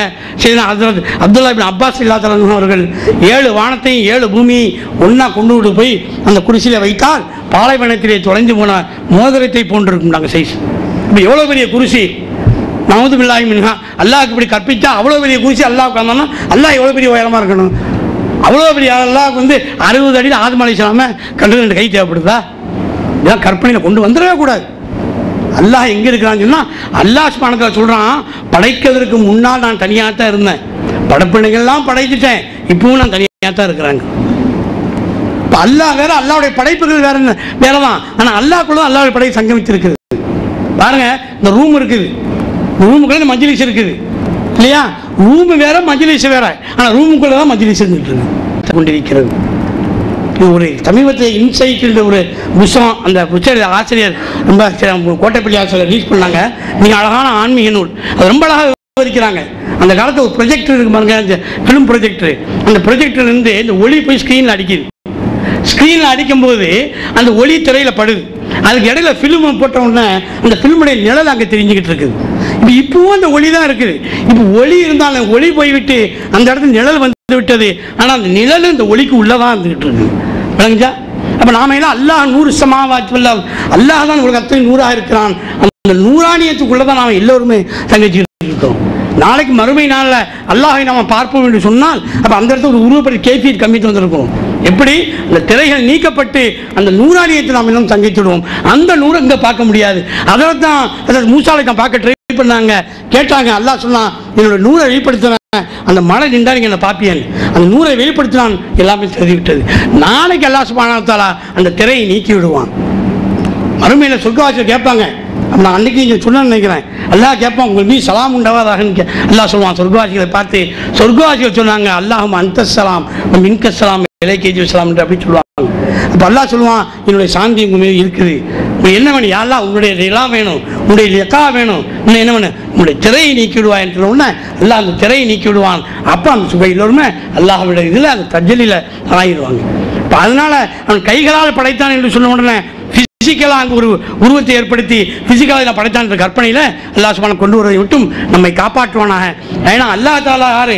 குல் ஹுவல்லாஹு அஹத் அல்லாஹு ஸமது லம் யலிது வலம் யூலது வலம் யகுல் லஹு குஃபுவன் அஹத். பெறவும் இல்லை, பெறப்படவும் இல்லை, அவனுக்கு ஒப்புமை எதுவுமே கிடையாது. ஏதாவது ஒரு வழியில் கற்பனை பண்ணிட்டு அங்கே ஷிர்க் வந்து உட்கார்ந்துடும். அல்லாஹ் சுப்ஹானஹு தஆலா அத்தை ஆபத்தை விட்டு நம்மை காப்பாற்றுவானாக. அது ஆதம் அலைஹிஸ்ஸலாம் படைச்சான் பாருங்க.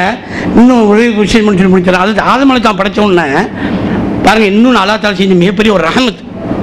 மனுஷன் இருக்கான நம்ப முடியாது, எப்போ வாயில் என்ன வரும்னு சொல்ல முடியாது இல்லையா? இப்போ நான் தூங்கிட்டு இருக்கிறேன், தூங்குற கலக்கத்தோடு என்னை அப்படியே கட்டிலோடு கொண்டு போய் எங்கேயாவது ஒரு இடத்த போட்டுட்டு வந்துருக்கேன்னு வைங்க, டக்குன்னு முடிக்கிறேன்.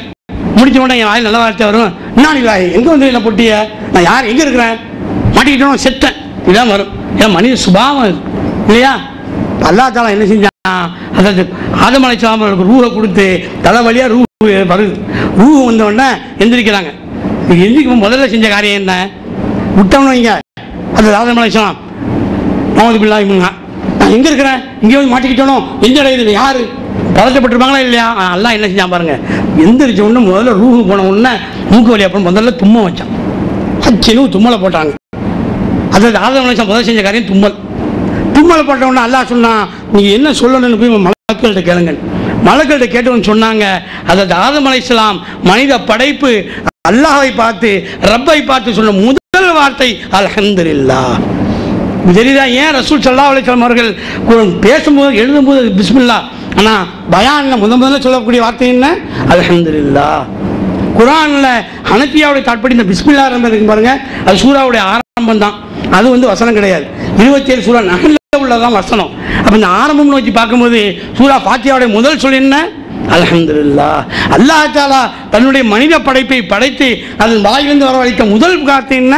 அல்ஹம்துலில்லாஹ். பரக்கத்தான வார்த்தையை வர வைத்தான். அந்த அல்ஹம்துலில்லாஹ் சொன்னதுக்கு பதிலை இர்ஹம்குமுல்லாஹ், மனிதனே என்னுடைய ரஹமத்து உன்னோட இருக்குதுங்கிற அந்த வாக்குறுதியும் வச்சான். அப்போ அல்லாஹ்வுடைய ரஹமத் இருக்குது, ரஹமத்தான நூரே முஹம்மதியா உன்னிடம் இருக்கிறது என்ற அந்த வாக்குறுதி அல்லாஹ் சுப்ஹானஹு வ தஆலா இந்த இவளுக்கு கொடுத்தான் என்பதையும் இன்றைய செய்தியின் முடிவாக வைத்துக்கொண்டு இன்ஷா அல்லாஹ் வரக்கூடிய அடுத்த வாரம் இதே நூரே முகமதியா நூர் அல் முஹம்மதியா முதல் ஷஃபாஅத் முஹம்மதியானுடைய 4ஆம் பாவத்தை பேசுவதற்கு அல்லாஹ் தஆலா தௌஃபீக் செய்வான் என்று கூறி இந்த உரையை முடிவு செய்கிறேன். வாஹிர் தஅவானா அல்ஹம்துலில்லாஹி ரப்பில் ஆலமீன். மனித உடல் 4ஆம் பாகத்தை 4வது ஒரு மணி நேரம் இன்ஷா அல்லாஹ் பேசுவதற்கு அல்லாஹ் சுப்ஹானஹு வ தஆலா தௌஃபீக் செய்திருக்கிறான். புகழும் நன்றியும் அல்லாஹ்வுக்கு தான். நூரே முஹம்மதியா முதல் ஷஃபாஅத் முஹம்மதியா வரை, ஷஃபாஅத்தே முஹம்மதியா வரை என்றுதான் நாம் பெயர் சுட்டியிருந்தோம்.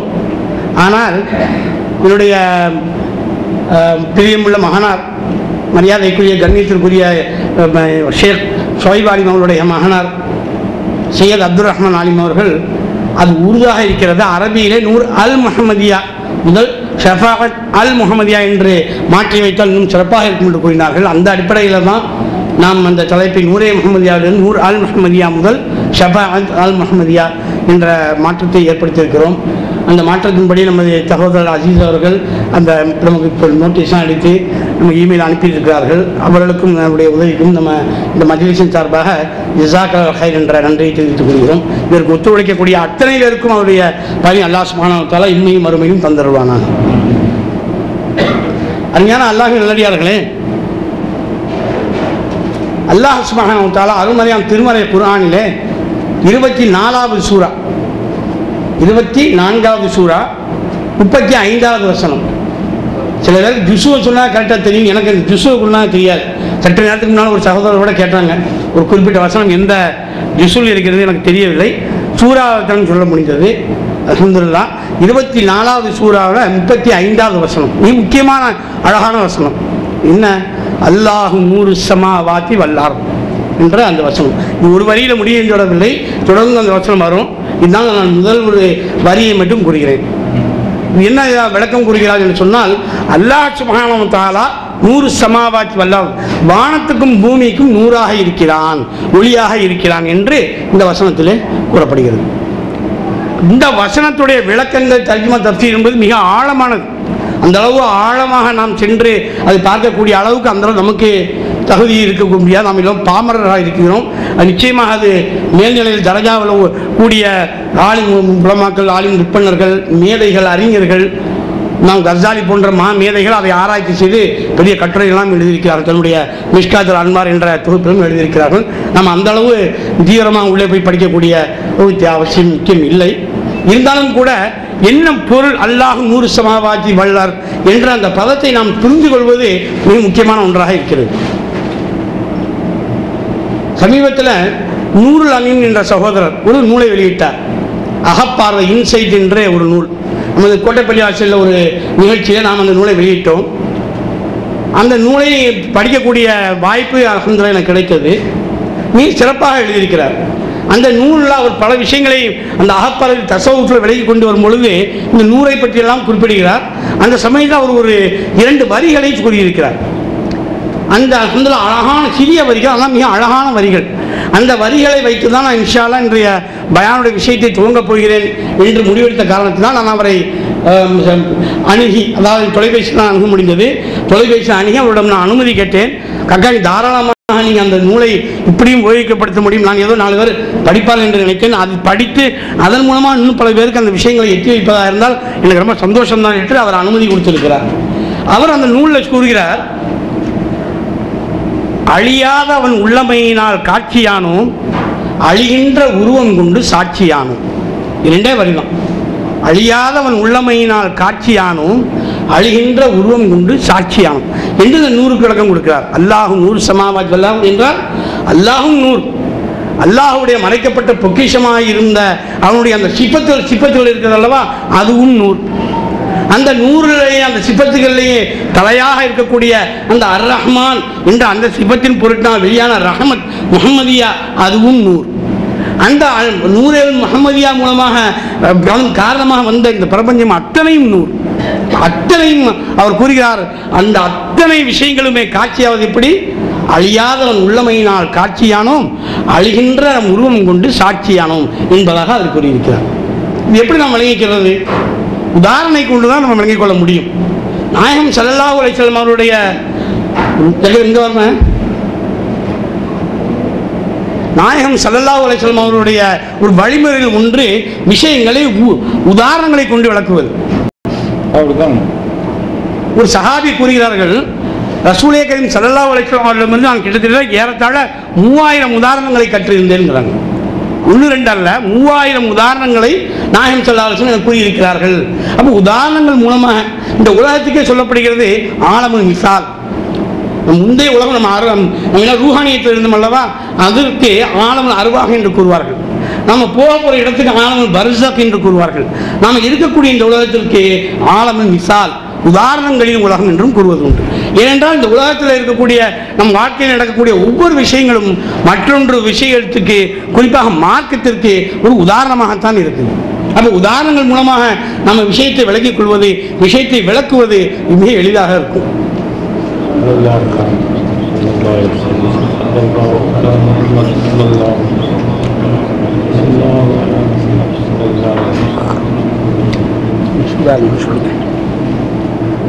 இப்போ இந்த அவையில் நம்ம எல்லாரும் மஜ்லிஸில் நம்ம அமர்ந்திருக்கிறோம்.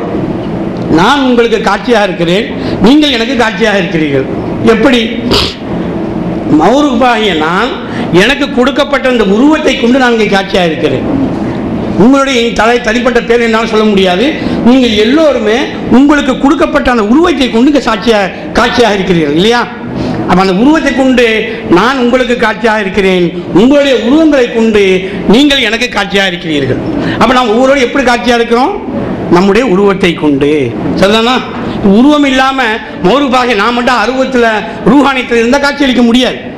அல்லாஹ் சுப்ஹானஹு வ தஆலா மனிதன் என்பது 2 வகையாக கூறியிருக்கிறான். அல்லாஹ் சுப்ஹானஹு வ தஆலா ரூஹும், அதற்கு கொடுக்கப்பட்ட சரீரமும், அதுக்கு கொடுக்கப்பட்ட உருவமும். திருக்குர்ஆனிலே 7 சூரா ஆராஃபுடைய 11வது வசனத்தில் அல்லாஹ் தஆலா கூறுகிறான், வலக்கத் ஹலக்னாக்கும் சும்ம சவ்வர்னாக்கும். நிச்சயமாக நாம் உங்களை படைத்தோம், அதன் பின் உங்களுக்கு உருவம் கொடுத்தோம். 2 உருவம்னா அதையும் படைக்கிறான், அதுவும் படைக்கப்பட்டதுதான். அல்லாஹ் தஆலா குர்ஆன் எப்படி கூறுகிறான்? வலக்கத் ஹலக்னாக்கும், நாம் உங்களை படைத்தோம், சும்ம அதன் பின் சவ்வர்னாக்கும், உங்களுக்கு உருவம் கொடுத்தோம். சும்ம அதன் பின்னால் குல்நாளில் மலாயிகத்தி இஸ்துஜூதி ஆதம ஃபஸஜது இல்லா இப்லீஸ். அதன் பின்னால் நாம் உங்களுக்கு இப்லீஸுக்கு மலக்குகளுக்கு கூறினோம், இவருக்கு சஜிதா செய்யும் என்று எல்லோரும் செய்தார்கள், இப்லீஸை தவிர. அப்போ அல்லாஹ் சுப்ஹானஹு வ தஆலா மௌரூப் என்ற ரூஹுக்கு இந்த உருவத்தை கொடுத்திருக்கிறான். அதன் மூலமாக நான் காட்சியளிக்கிறேன்.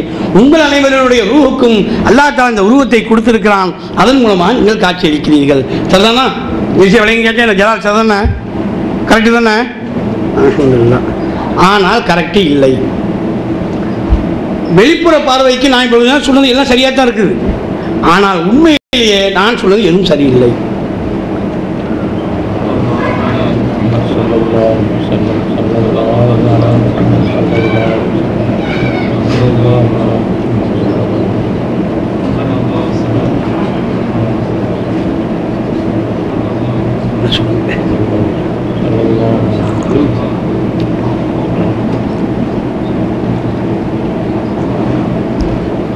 எனது அதிக பிரிவுலாம் மாமா வந்திருக்கிறார்கள், அதனால கொஞ்சம் ரிமைண்டில் போய் வர வேண்டியிருக்குது. அதாவது மாமா, இந்த மஜ்லிஸில் எல்லாரும் ஒரு காட்சி அளிக்கிறோம். எப்படின்னு சொன்னால், நீங்களும் உருவமாக இருக்கிறீர்கள், நானும் உருவமாக இருக்கிறேன். அதனால ஒரு காட்சி அளிச்சுக்கிட்டு இருக்கிறோம். நீங்கள் என்ன பார்க்கிறீர்கள், நான் உங்களை பார்க்கிறேன். சரிதானே? ஆனால் மாமா தலையாடிட்டான் ஆமான்ட்டு, ஆனால் சரியில்லை. இப்போ பாருங்கள், சரி சிந்தித்து பார்க்கணும். இப்போ இந்த இடத்துல கரண்ட் கட் ஆயிடுச்சு, கடுமையான இருட்டு, வெளிச்சமே கிடையாது, மை இருட்டு. இப்போவும் நான் இந்த உருவத்தோடு இங்கே தான் இருக்கிறேன், நீங்கள் அந்த உருவத்தோடு அங்கே தான் இருக்கிறீங்க. இப்போ பார்க்க முடியுமா? காட்சி தருவோமா? காட்சி தர மாட்டோம். கொஞ்ச நேரத்துக்கு நான் சொன்ன உருவத்தை கொண்டு தான் காட்சி அளிக்கிறோம்னு.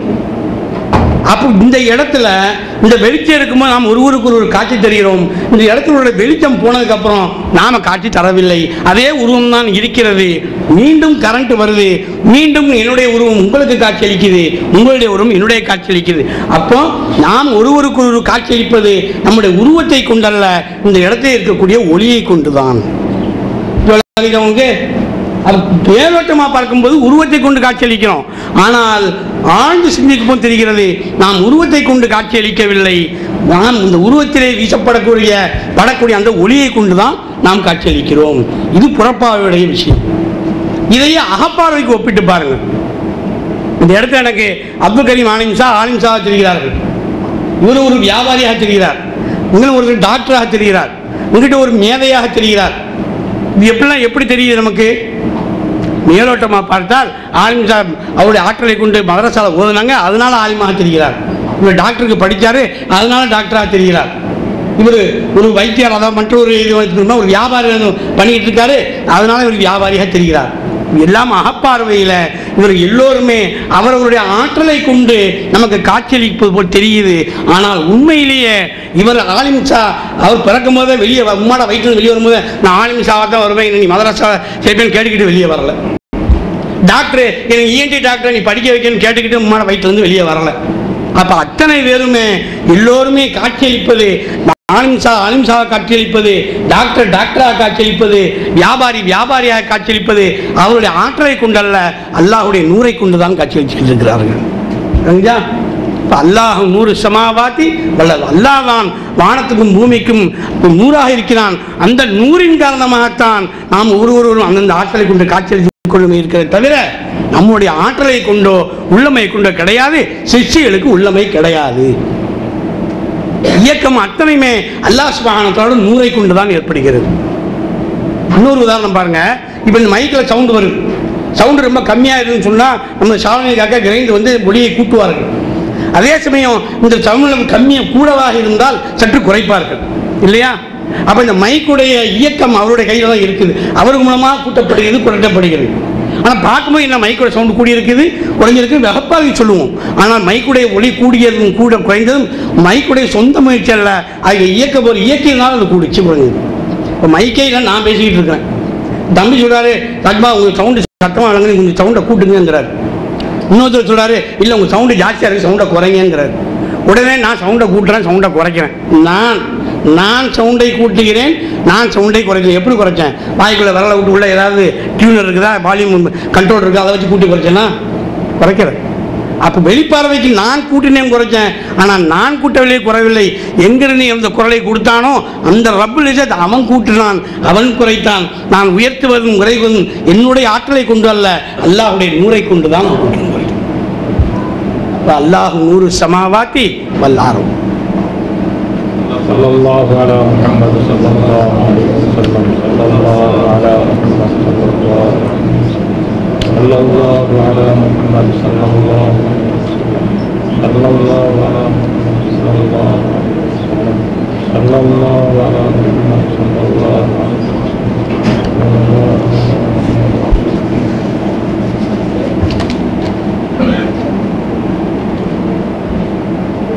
ஒரு மிஸ்கின் வந்தார்.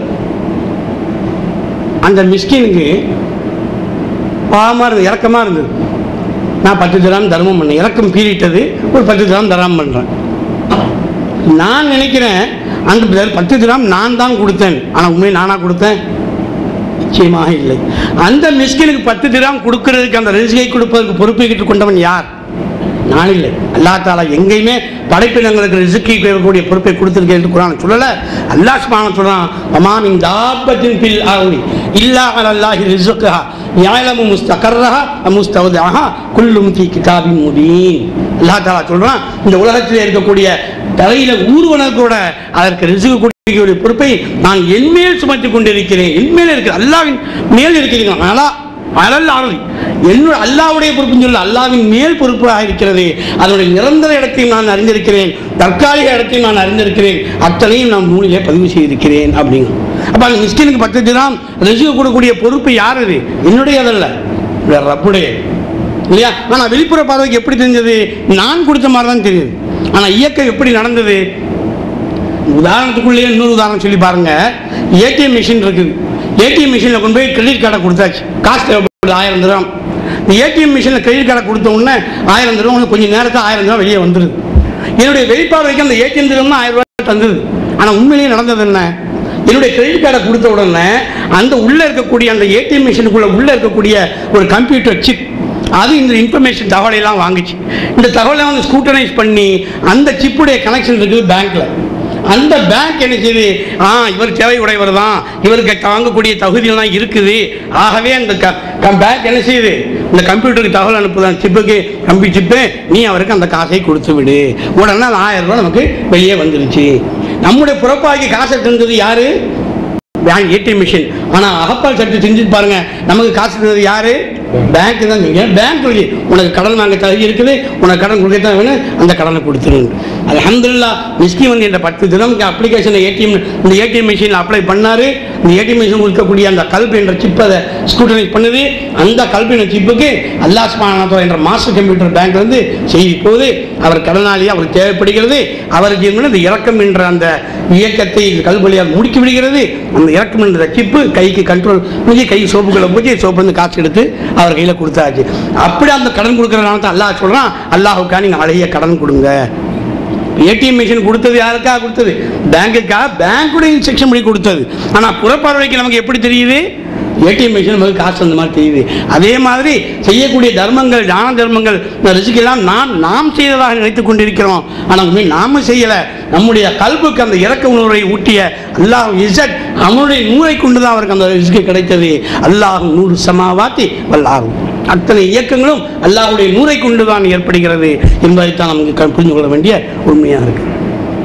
இதை விட்டு படைப்பினங்களுக்கு நாம் அந்த பொறுப்பை, அந்த சிறப்பை சாட்டாமல் இருக்கிறது தான் நம்ம அல்லாஹை பற்றி அந்த அல்லாஹ்வுடைய சிந்தனை நாம் சரியாக வைத்துக் கொள்ள முடியும்.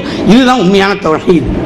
செகண்டரி காசு எல்லாத்தையும் மறந்துவிட்டு இல்லை பிரைமரி காசு இருக்கக்கூடிய அந்த மூல காரணம் இருக்கு பாருங்க, அதன் மூலமாக தான் ஏற்படுகிறது என்ற அந்த சிந்தனை அங்கே கொண்டு போகிறோம் பாருங்க, அதுதான் தௌஹீத். நாங்கள் எதை எடுத்தாலும் அல்லாஹ் தான் கேட்போங்கிறது தௌஹீத் அல்ல. எதை எடுத்துக்கணும்னு எனக்கு தரக்கூடிய அல்லாஹ் தான் தெரிகிறான்.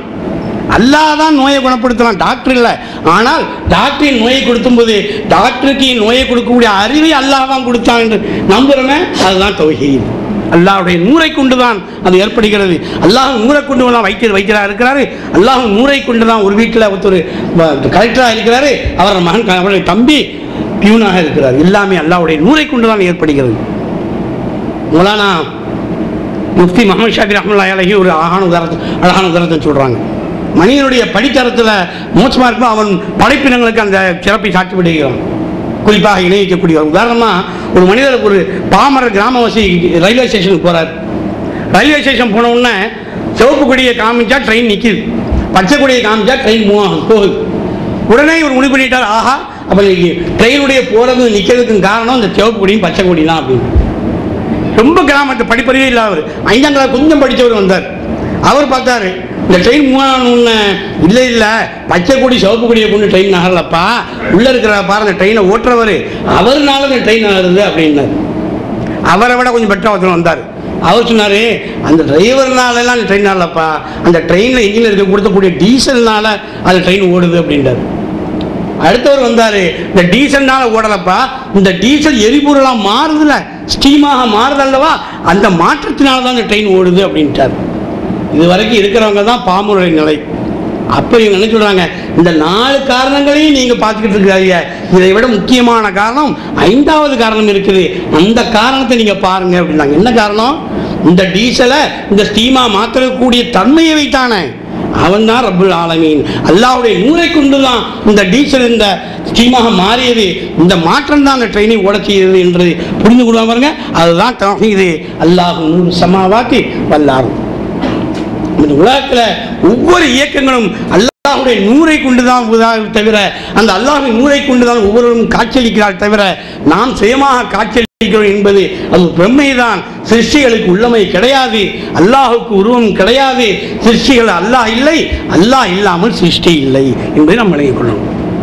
அல்லாஹு நூறு சமாவாத்தி வல்லாஹ். அப்போ அல்லாஹ் அழியாதவன் உள்ளமையினால் நாம் காட்சியானோம். அடுத்த பகுதி, அழிகின்ற நம் உருவம் கொண்டு அவன் சாட்சியானோம். இப்போ நம்முடைய உருவம் என்ன? நேற்று இல்லை, இன்று இருக்குது, நாளைக்கு முன்னாடி இல்லாமல் போயிடும். அப்போ ஆனால் இருக்கும் காலம் நாம் எப்படி இருக்கிறோம்? அவனுக்கு நாம் சாட்சியாக இருக்கிறோம். ஏற்கனவே அல்லாஹ்வுடைய சிப்பத்துகள், அல்லாஹ் சுப்ஹானஹு வ தஆலா காலியக்கு நம்மை படைத்தான், நாம் சாட்சியாக இருக்கிறோம். அல்லாஹ் ரஸாக்கு நமக்கு ரிஸ்க் அளிக்கிறான், நம்ம ரஸாக் என்று சாட்சி, நாம் அவனுடைய இந்த ரிஸ்கை பெற்றுக்கொண்டிருக்கிறோம். அவன் ரஸாக் நாம் சாட்சியானோம். அல்லாஹ் சுப்ஹானஹு வ தஆலா கஃபூராக இருக்கிறான். ஏன்? நாம பாவம் செய்து அல்லாஹ்ட்ட மன்னிப்பு கேட்கிறோம், அந்த மன்னிப்பதன் மூலமாக அல்லாஹ் கஃபூர் என்பதற்கும் நாம சாட்சியாக இருக்கிறோம். அப்போ ஒவ்வொரும் நம்முடைய இந்த உருவத்தை கொண்டுதான் நாம் சாட்சியாக இருக்கிறோம். இதெல்லாம் முன்னால் வந்துருங்க.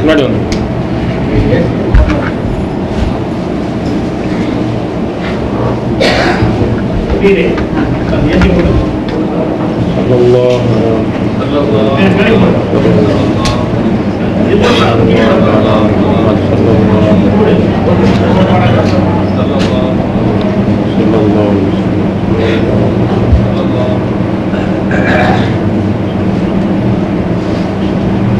பாருங்க, இந்த மனிதனுடைய சுபாவம்னு இருக்குதுல்ல, அல்லாஹ் சுப்ஹானஹு என்ன பண்ணா அவனுடைய சிஃபத்துகளை கொண்டு நம்மளுடைய சாட்சியாக ஏற்றுக்கொண்டான். அது நம்ம அஷ்ஹது அல்லா இலாஹ இல்லல்லாஹ் என்று வார்த்தையை கூறிவிட்டோம். அது வணக்கத்தில் அல்லாஹ் தேவைகள் எல்லாம் நிறைவேற்றவன் அல்லாஹை தவிர யாரும் இல்லை என்று நான் சாட்சியாக இருக்கிறேன் என்பதை நாம் இவருடைய ஒத்துவை இதற்குடைய விளக்கமாகவும் இந்த சம்பவங்கள் அனைத்து இருக்கிறது.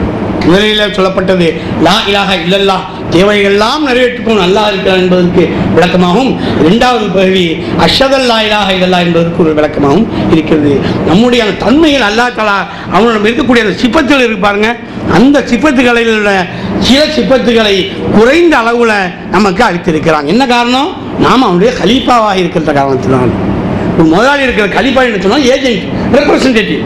ஒரு கம்பெனி முதலாளி இருக்கிறாரு, அந்த முதலாளியுடைய சார்பாக அவருடைய மேனேஜரோ ஜெனரல் மேனேஜரோ இன்னொரு நாட்டுக்கு போறார், இவருடைய சார்பாக காரியம் நடத்தணும்னு சொன்னால் இந்த முதலாளியுடைய சில தன்மைகள் சில உரிமைகள் அவருக்கு அந்த முதலாளி கொடுத்து அனுப்புவார். இப்போ முதலாளி தான் ஒரு கான்ட்ராக்டை கையெழுத்து போடணும், ஒரு வியாபாரிக்கு இன்னொரு யார் கான்ட்ராக்ட் இவர் கையெழுத்து போடணும். ஆனால் என்ன செய்யறாரு, தான் அனுப்பக்கூடிய தன்னுடைய கலீஃபாவுடைய பிரதிநிதிக்கு கையெழுத்து போட அனுமதியை வழங்குகிறார். அப்போ கலீஃபாக்கு என்று சில தகுதிகளை சில சிப்பத்துகளை அல்லாஹ் தஆலா குறைந்தவர்கள் கொடுத்துருக்காரு. அல்லாஹ் தான் சன்னியான். ஆனால் நாமளே என்ன செய்யலாம், அவரால் வந்து 4 பேர் பிரச்சனை சொன்னால் நம்மை கேட்க வைத்திருக்கிறான். அல்லாஹ் தான் பசீர், அவன் தான் பார்ப்பவன். ஆனால் நமக்கு நம்மகிட்ட வந்து 4 பேர் யாராவது முறையிடுறாங்க வைங்க, என்ன கஸ்டமர் பார்க்கலாம், இப்படிலாம் கஸ்டமர் பார்த்தா அது இருக்காது இல்லை. என்ன அந்த படைப்பிடங்களுக்கும் சில சிப்பத்துகளை அல்லாஹ் தஆலா குறைந்த அளவில் கொடுத்துருக்கிறான். அந்த இதை கொண்டு நாம் பிரச்சனைகள் பார்த்து அதை தீர்ப்பதற்கு முயற்சி செய்யணும். இப்படி அல்லாஹ் தஆலா தன்னுடைய இருக்கக்கூடிய நாமளும் மன்னிக்கிறோம். அல்லாஹ் சிப்பத்துகள் இருக்கா இல்லையா, நாமளும் நம்மளை பிழை செய்தவர்களால் மன்னிக்கக்கூடிய அல்லாத மன்னிப்போம். நாமெல்லாம் மன்னிக்கலாம் மாட்டோம், எனக்கு அதெல்லாம் நான் மன்னிப்புன்னு சொன்னால் அல்லாஹ்வுடைய கண்ணுக்கு சும்மா வந்துட முடியுமா? நம்மளும் மன்னிக்கத்தான் செய்யணும். அல்லாஹ் தான் நம்மளையும் மன்னிக்கவும் சொல்கிறான். இப்படி அல்லாஹ் சுப்ஹானஹு வ தஆலா தன்னுடைய சிஃபத்துகளுடைய முக்கியமான சில சிஃபத்துகளை குறைந்த அளவுக்கு மனிதனை கொடுத்தா, இந்த மனிதன் என்ன செய்வாங்க, பெரும்பாலும் உள்டாவா தன்னுடைய இருக்கக்கூடிய சிஃபத், சொல்லப்போனால் தன்னுடைய இருக்க சிஃபத்து கூட இல்லை, தன்னுடைய இருக்க குறைபாடை அல்லாஹ் மேலே சாட்டி விட்டார்கள். நாம சாட்டில் இணை வைக்கக்கூடியவரும் ஏற்றி சொல்லக்கூடியவரும் அல்லாஹுக்கு சாட்டி விட்டாங்க. அது என்ன மனிதனுக்குள்ள ஒரு குறைபாடு, மனிதனுடைய கம்சோரினஸ் என்ன பாருங்க. இந்த மஜ்லிஸுக்கு புதுசாக ஒருத்தர் பயன் பண்ண வர்றாரு, இல்லை நான் தான் வரான்னு வைங்களேன், முதலோட பயன் பண்ணும்போது என்ன செய்யும், எனக்கு கை காலெலாம் ஆடும் இல்லையா? உண்மையிலே ஆடுச்சு. ஆரம்பத்தில் முதல்ல பயன் பண்ணும்போது ரொம்ப கொஞ்சம் சிவரிங்க இருந்தது. அதனாலேயே அடுத்த தடவை எங்கேயாவது இந்த போடியம் இருந்தால் பாருங்கள், அதில் மட்டும் தைரியமாக பேசணும்னா பேசுறது, மற்றவங்களும் பேசுறது இல்லை. ஏன்னா போடியம் இருந்தோம்னா காலை ஒடிச்சிக்கலாம், காலை ஆடுறதே தெரியாது அதுக்காக. அப்போ 2வது தடவை பேசும்போது பதட்டம் குறையும், ஆனால் விஷயத்தில் போர் அடிக்கும். என்னங்க இவரை போய் பேச சொல்லி இருக்கிறியா அப்படின்னா அவங்க என்ன சொல்லுவாங்க, இல்லைங்க ஃபஸ்ட் ஸ்டார்டிங்கிறதுனால அப்படி இருக்காரு, 2வது ஆட்டி சரியாக போயிடும், 3வது ஆட்டி இன்னும் கொஞ்சம் பெட்டராக இருக்கும், 4வது ஆட்டி இன்னும் கொஞ்சம் பெட்டராக இருக்கும் இல்லையா? இப்படியே ஒரு 5 தடவை 6 தடவை 7 தடவை பேசி பேசி பேசி பழக்கமான உடனே முழுமை பெற்று நல்லபடியாக பேச ஆரம்பிச்சிருவோம் இல்லையா? இதே மாதிரி தான் மனிதனுடைய எந்த செய்தியும் முதல் முயற்சியே பர்ஃபெக்டாக இருக்காது, ரொம்ப அபூர்வம். ஒரு சமையல் பண்ணுறாரு, ஃபஸ்ட்டு சமையலே நல்லா இருக்குன்னு சொல்ல முடியாது, கொஞ்சம் உப்பு குறையாக இருக்கும், உரப்பு கூட இருக்கும். நாங்கள் சமையல்காரங்க இன்ஸ்ட்ரக்ஷன் கொடுப்போம், அடுத்தாப்பில் பெட்டராக செய்வோம். இப்படி எந்த துறையை எடுத்தாலும் மனிதன் தனக்கு இருக்கக்கூடிய சக்தியை ஆற்றலை முதல் முயற்சியிலே முழுமையாக செய்துவிட முடியாது. அவன் படிப்படியாகத்தான் படித்தரங்கள் உயர்ந்து தான் அவன் முழுமையை அடைக்கிறான். இதே குணத்தை கொண்டுட்டு போய் அல்லாஹ் சுப்ஹானஹு வ தஆலாவுக்கு இவர்கள் சாட்டி விட்டார்கள். இதன் மூலமாக டார்வின் தியரி, குரங்கிலிருந்து பிறந்தவன் மனிதன் என்ற அந்த தியரி மூலமாக சாட்டி விட்டார்கள். அல்லாஹ் தஆலா முதல்ல இந்த துனியாவில் குரங்கத்தை படித்தான். குரங்குகள் தான் மரத்துக்கு மரம் 4 காலில் தாவிக்கிட்டு இருந்தது, அதுவும் பின்னாடி 2 காலுக்கு மாறி நிமிர்ந்தது, அப்புறம் அவருடைய ரோமங்கள்லாம் விளைந்தது, அப்புறம் மோட்டுடைய சாடைகள்லாம் மாறியது, கொஞ்சம் கொஞ்சமாக மாறி மனிதன் முழுமையாக மனித உருவத்தை அடைந்தான். பரிமாண வளர்ச்சி, இந்த தியரி ஆஃப் எவல்யூஷன் என்று ஒரு தியரியை கொண்டு வந்து உலகத்தில் உள்ள பெரும்பாலான மக்களை தானும் முட்டாளா போய் மக்களையும் முட்டாளாக்கி வைத்தான். அப்படி தமிழ்நாடுகள் இந்த மாதிரி முட்டாளாக்குனதுல தலையாக இருக்கிறது நமது உண்மையிலேயே ஒரு காட்டுலாம் ரொம்ப நல்லா தான் இருக்கும். நமக்கு மதன் அவர் ஆனந்தோட ஆசிரியர் இருக்கார்ல, ஒரு 4 வாரத்துக்கு 5 வாரத்துக்கு ஒரு ஆனந்தோட கேள்வி பதில் எவ்வளவு கேட்பாரு. உடனே ஒரு குரங்க படத்தை போட்டு பக்கத்தில் முதல்ல குரங்கு 4 காலில் நிற்கும், அப்புறம் 2 கால் குரங்கு, அப்புறம் போட்டு அப்புறம் தான் கரெக்டாக மனிதனை காமிப்பார். அப்ப என்ன செய்யலாம்? மனிதன் குரங்கிலிருந்து பிறந்த மனிதன் சொன்னால் அல்லாஹ் தாலாவும் படைத்த இறைவனும்